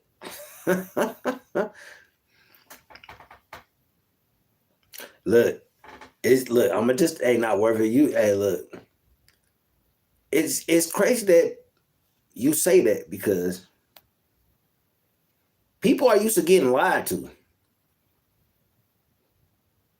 They used to getting lied to. You know what I'm saying? The truth has become hurtful. The lie used to be hurtful back in the day. Like, you lied to a motherfucker, that shit will hurt worse than the truth. Now it's like the truth was back in the day, jokes used to be about the truth. You know what I'm saying? If you look at all the old school comedians, from Richard Pryor, George Carlin, Red Fox, you know, the nigga they used to write the jokes, I can't think of his name right now. Like I say, back in the day, they would bring the truth out and make a joke about it. And the truth used to be funny, but now the truth is hurtful. It hurt people that's used to being lied to, because a lot of these people been lied to their life. So when they hear the truth, they like, oh, why you attacking me? Like, no, I'm just telling you the truth. Like, I'm not attacking you. I'm just telling you the truth. And it's like a lot of these people are hyper emotional. You know what I'm saying? Like, you can't be honest with them. You can't crack jokes with them. You can't even talk to some of these motherfuckers because any and everything you say is going to be an attack. They're going to be a victim. They're going to feel like you coming at them and shit, instead of just like Miss Eve was giving me smoke back in the day. Shit, Yella did too. Shit, Not Worth It gave me a little bit of smoke the other day. Like, I don't take that as a bad thing. I take it as motherfuckers giving they critique or their opinion about me, and you know what I'm saying? I'm gonna either interact with them or I'm gonna just be like, fuck them. You know what I'm saying? But it ain't like, I grew up with the truth. You know what I'm saying? Like, shit, I knew when I was 6 years old, I knew my dad was married. You know what I'm saying? I knew my dad was married. I was 6 years old. I knew he had a whole nother family, wife, house, and all type of shit. I knew that shit when I was 6 years old, a kid. I didn't know the situation, but I knew he had a whole nother family, so that's why he wasn't there every day. You know what I'm saying? He wasn't there every single day, but he was there. He stayed right around the corner. You know what I'm saying? Pick me up from school, take me to school, you know what I'm saying? Give me money, take me shopping, take me drag racing, take me hanging with his. My dad did all that. My dad, but he had a whole nother family and a whole nother shit somewhere else. And he did his due, but he was still my father. You know what I'm saying? I knew that at 6. Like, I wasn't oblivious of what was going on and shit. It just, I didn't know the adult side of it. But I was told the truth. You know what I'm saying? So me as an adult, when a motherfucker tell me the truth, I can accept it. You know, it's just what it is. The truth is the truth. You know what I'm saying? And I could either be mad, I could be mad about it, but then after I get mad about it, I could say, well, damn, that's the truth. And I could just suck it up. Be like, well, damn, maybe I need to change something or fix something or do something. Like, people want to be lied to. You know what I'm saying? Oh, girl, you look good. Oh, nigga, you the man. Like, like, you're somebody special. Like, no. You know, like, you know, the truth is absolute and it can't be denied. You know what I'm saying? And to deny the truth is to be in delusion. And a lot of these people are in delusion. You know, that's why I can accept the truth and laugh when people crack jokes, because when you crack a joke, when they get my turn, definitely, hey, look, everybody who cracked a joke on me, I'm going to get your ass back. And I ain't going to go personal. I'm going to get your ass back and you better laugh, motherfucker.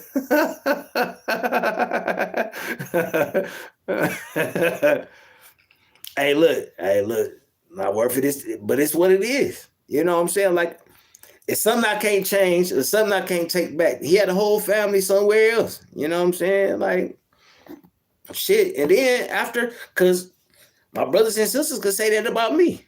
You know what I'm saying? They're like, yo, my dad had an outside baby. And then it's more after me. You know what I'm saying? Somewhere else. Not in Detroit. You know what I'm saying? I'm the first mistress child.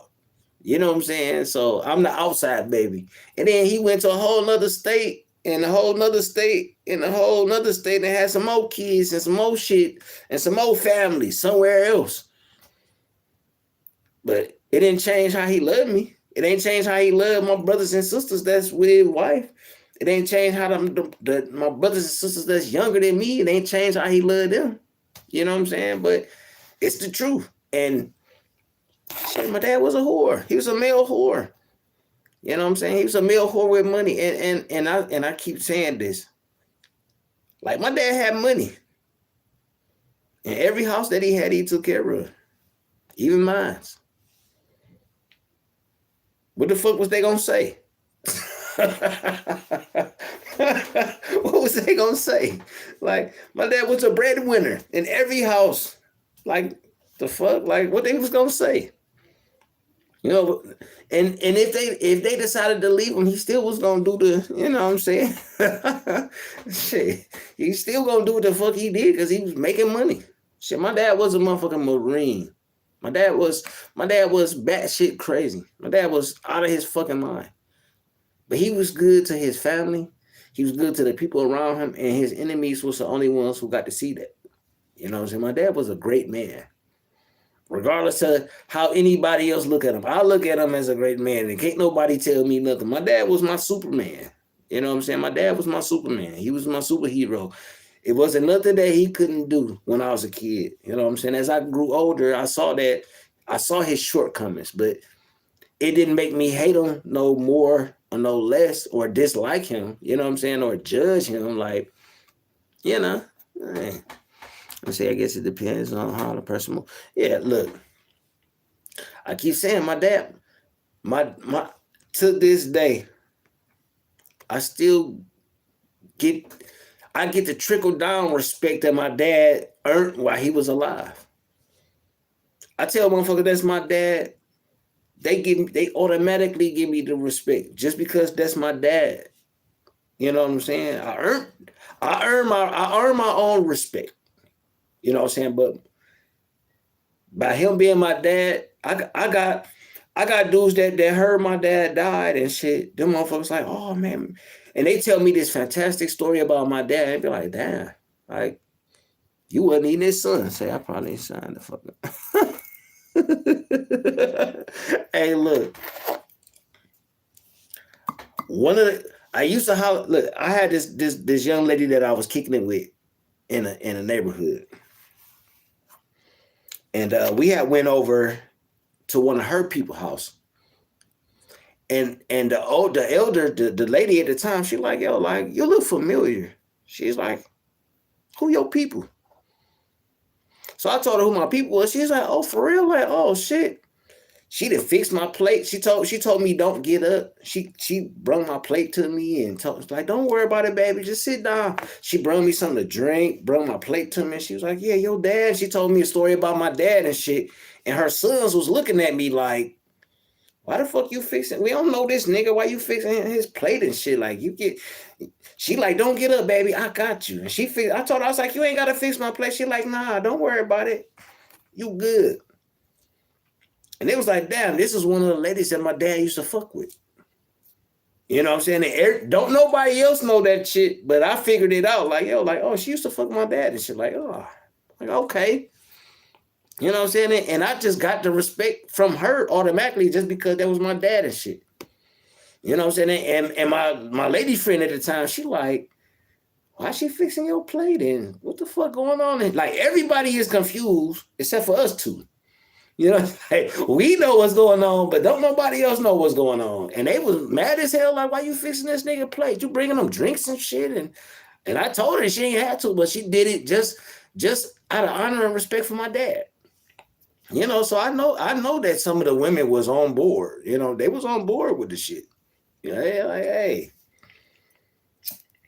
Like I said, my dad was a great man. He earned this respect and he earned this place in the community. Like, motherfuckers was scared of my dad. Like, my dad, like I said, my dad was a Marine. He was batshit crazy. Like, whenever shit hit the fan, my dad was crazy. Like, it wasn't no negotiating with him. Once he got into his mode, he was on it. You know, like, and that's what I grew up with. That's why the fuck you know. That's why I'm the way I am. You know what I'm saying? My dad boxed me up. My dad taught me how to shoot. My dad taught me how to fight. You know what I'm saying? And the things that he didn't teach me, he prepared me for. You know what I'm saying? So that's what real women do. Fix your plate. Yeah. You know what I'm saying? That's what I'm saying. Like,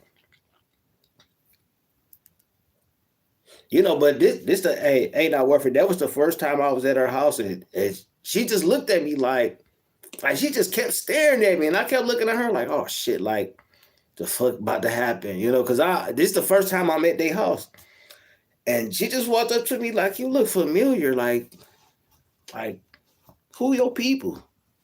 And once I said who my people was, it was on. You know what I'm saying? And that's that old school shit not worth it. That's the old school shit right there. Like, the old school women used to bring the men to plate when they sat down at the table, or, you know what I'm saying, or how they plate ready for them to sit down. Like, that's the old school shit. Like, nah, shit, you can't, you know what I'm saying? It's rare that a woman, a younger woman would fix your plate and bring it to you. You know what I'm saying? Like, you know what I'm saying? That shit is rare now. Like, you know what I'm saying? Like,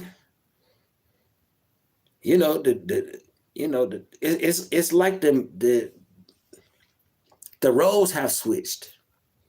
You know, the men are ladies and the ladies are men. You know, and it's not a shot at nobody or no subliminal. I'm just talking about in general. You know what I'm saying? Because, you know, I use my next door neighbor as an example. You know, she got a baby, no man. She acts like a dude. You know, and when she talked to me, she a woman. And she like, damn, like, you know what I'm saying? Like, I could be comfortable and be myself around you and blah, blah, blah. Like, well, I'm not going to treat you like no man because you ain't no man. Like, I don't give a fuck how masculine you act. You still a woman. You know, and one day we got into an altercation. You know, I had told her, like, look, she would fill up my motherfucking garbage can and I couldn't take my garbage out. So I told her, I was like, look, like, you know, you got a garbage can on your side. Use your garbage can instead of using mine. And she was drunk one day and she got to, oh, nigga, I do this to you and shit and blah, blah, blah. So I told her, I was like, look, I was like, you don't gotta be like that. I was like, we could talk this out. And she drunk, oh, nigga, I wanna, So I stepped off my porch and she walked up on her porch. I'm like, well, you talking to me like a man, what you wanna do? Oh, nigga, I'll slap you. I was like, well, come off the porch and slap me then. Just that's what you want to do. Come off the porch and slap me. You know what I'm saying? Like, what you want to do? Like, you doing all this yapping. Fuck all this talking. Stop using my garbage can. Because I didn't even confront her. I just asked her about it. She drunk and think I'm trying to check her or some shit. And it's like, yo, like, you act like a man, I'm going to treat you like one.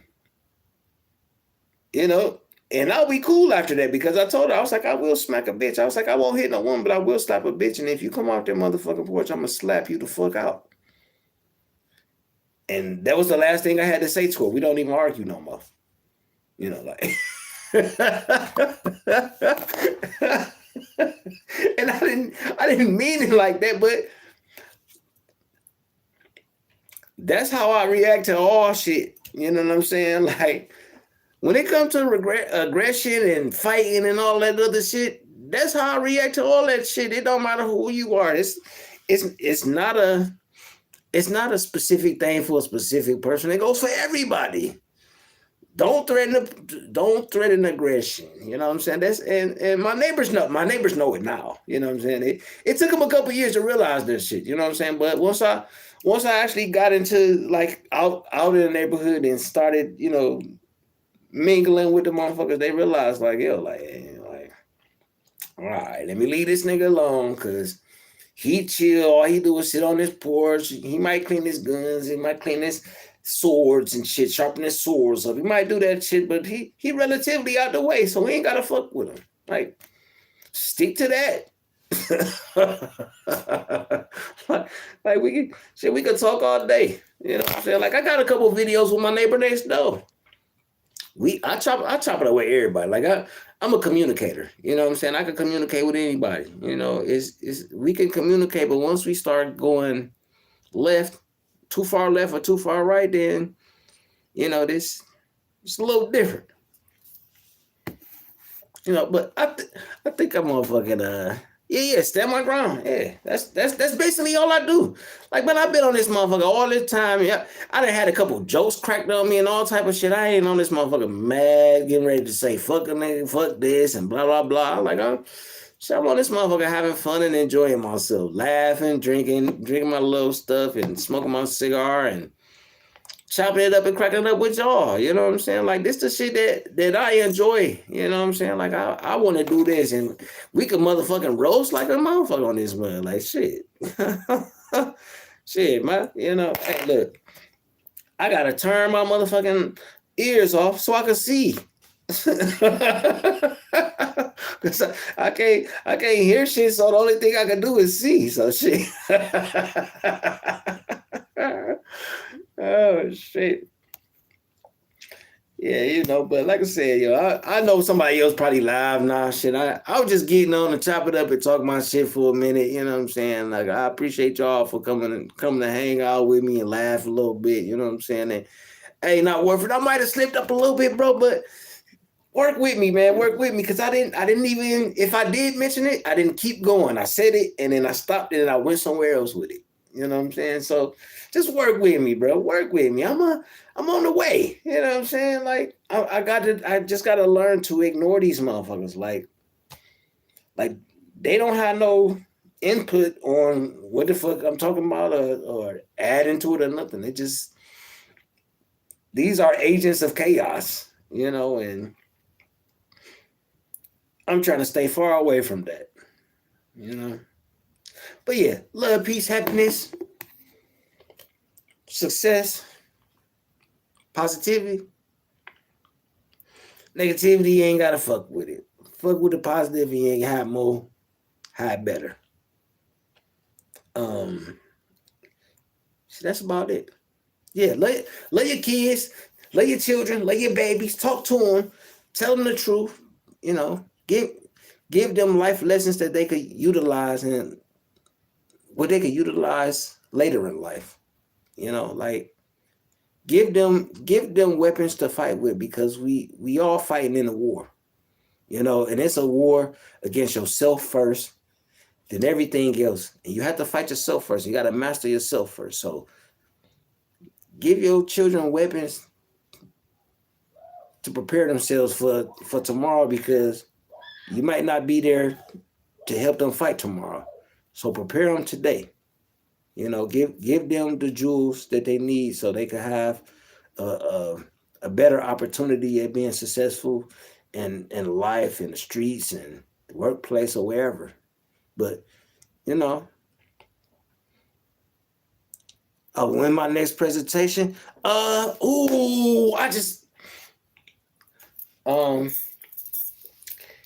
it might be Sunday or Monday. This is my next presentation next Sunday. No, on the 26th or 27th is my next presentation. You're gonna like that one. This gonna be my next presentation. Is gonna be a dope one. It's gonna be something that everybody can relate to on both sides. It's gonna be something that everybody can relate to, and I'm not gonna be talking about somebody or people, a group of people specifically. This is just gonna be a general presentation about, you know, your family, people in your family, people in your life, people around you. You know, on YouTube, it's going to be about everything. So it's not going to be specifically about nobody. So nobody can get offended.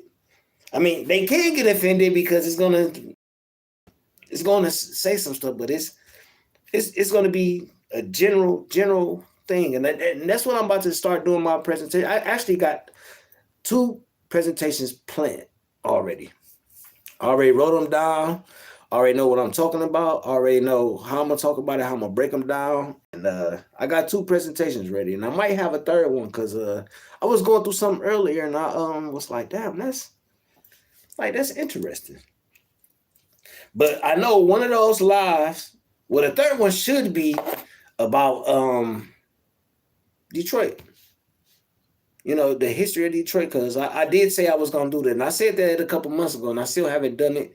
But I'm on my way to doing this, so I'm definitely gonna do that. You know, like just regular stuff. You know, just away from the fight and shit. Cause I mean, you know, you already know my presentations provoke motherfuckers anyway, so they gonna be talking shit, and I'm gonna be ignoring them, and I'm gonna keep doing my presentations. So that's what I'm gonna do from now on. And not worth it. I appreciate you for even gearing me to that direction. You know what I'm saying? Like I think my presentations are good. You know what I'm saying? It's not necessarily exposing nothing, but I think that my presentations are good because it's talking about the human psyche and the human behavior. You know, and some people don't have the skill to perceive who's the hunter and who's the prey. You know what I'm saying? And I'm a hunter. So you know what I'm saying? I pay attention to the things around me. So, you know, it's just you know, well, like I said, y'all have a great day. I appreciate y'all. So we gonna chop it up, and when I do my presentation, we gonna have some laughs. We gonna enjoy that shit, and y'all already know what it is. So hope everybody have a great evening. I'm about to go sit on my porch and finish up my little drink, and shit, whoever live, I'm gonna be entertained, and I'm gonna chop it up with y'all in the chat. But I appreciate y'all. Y'all have a great evening. Peace and love. Respect. Peace.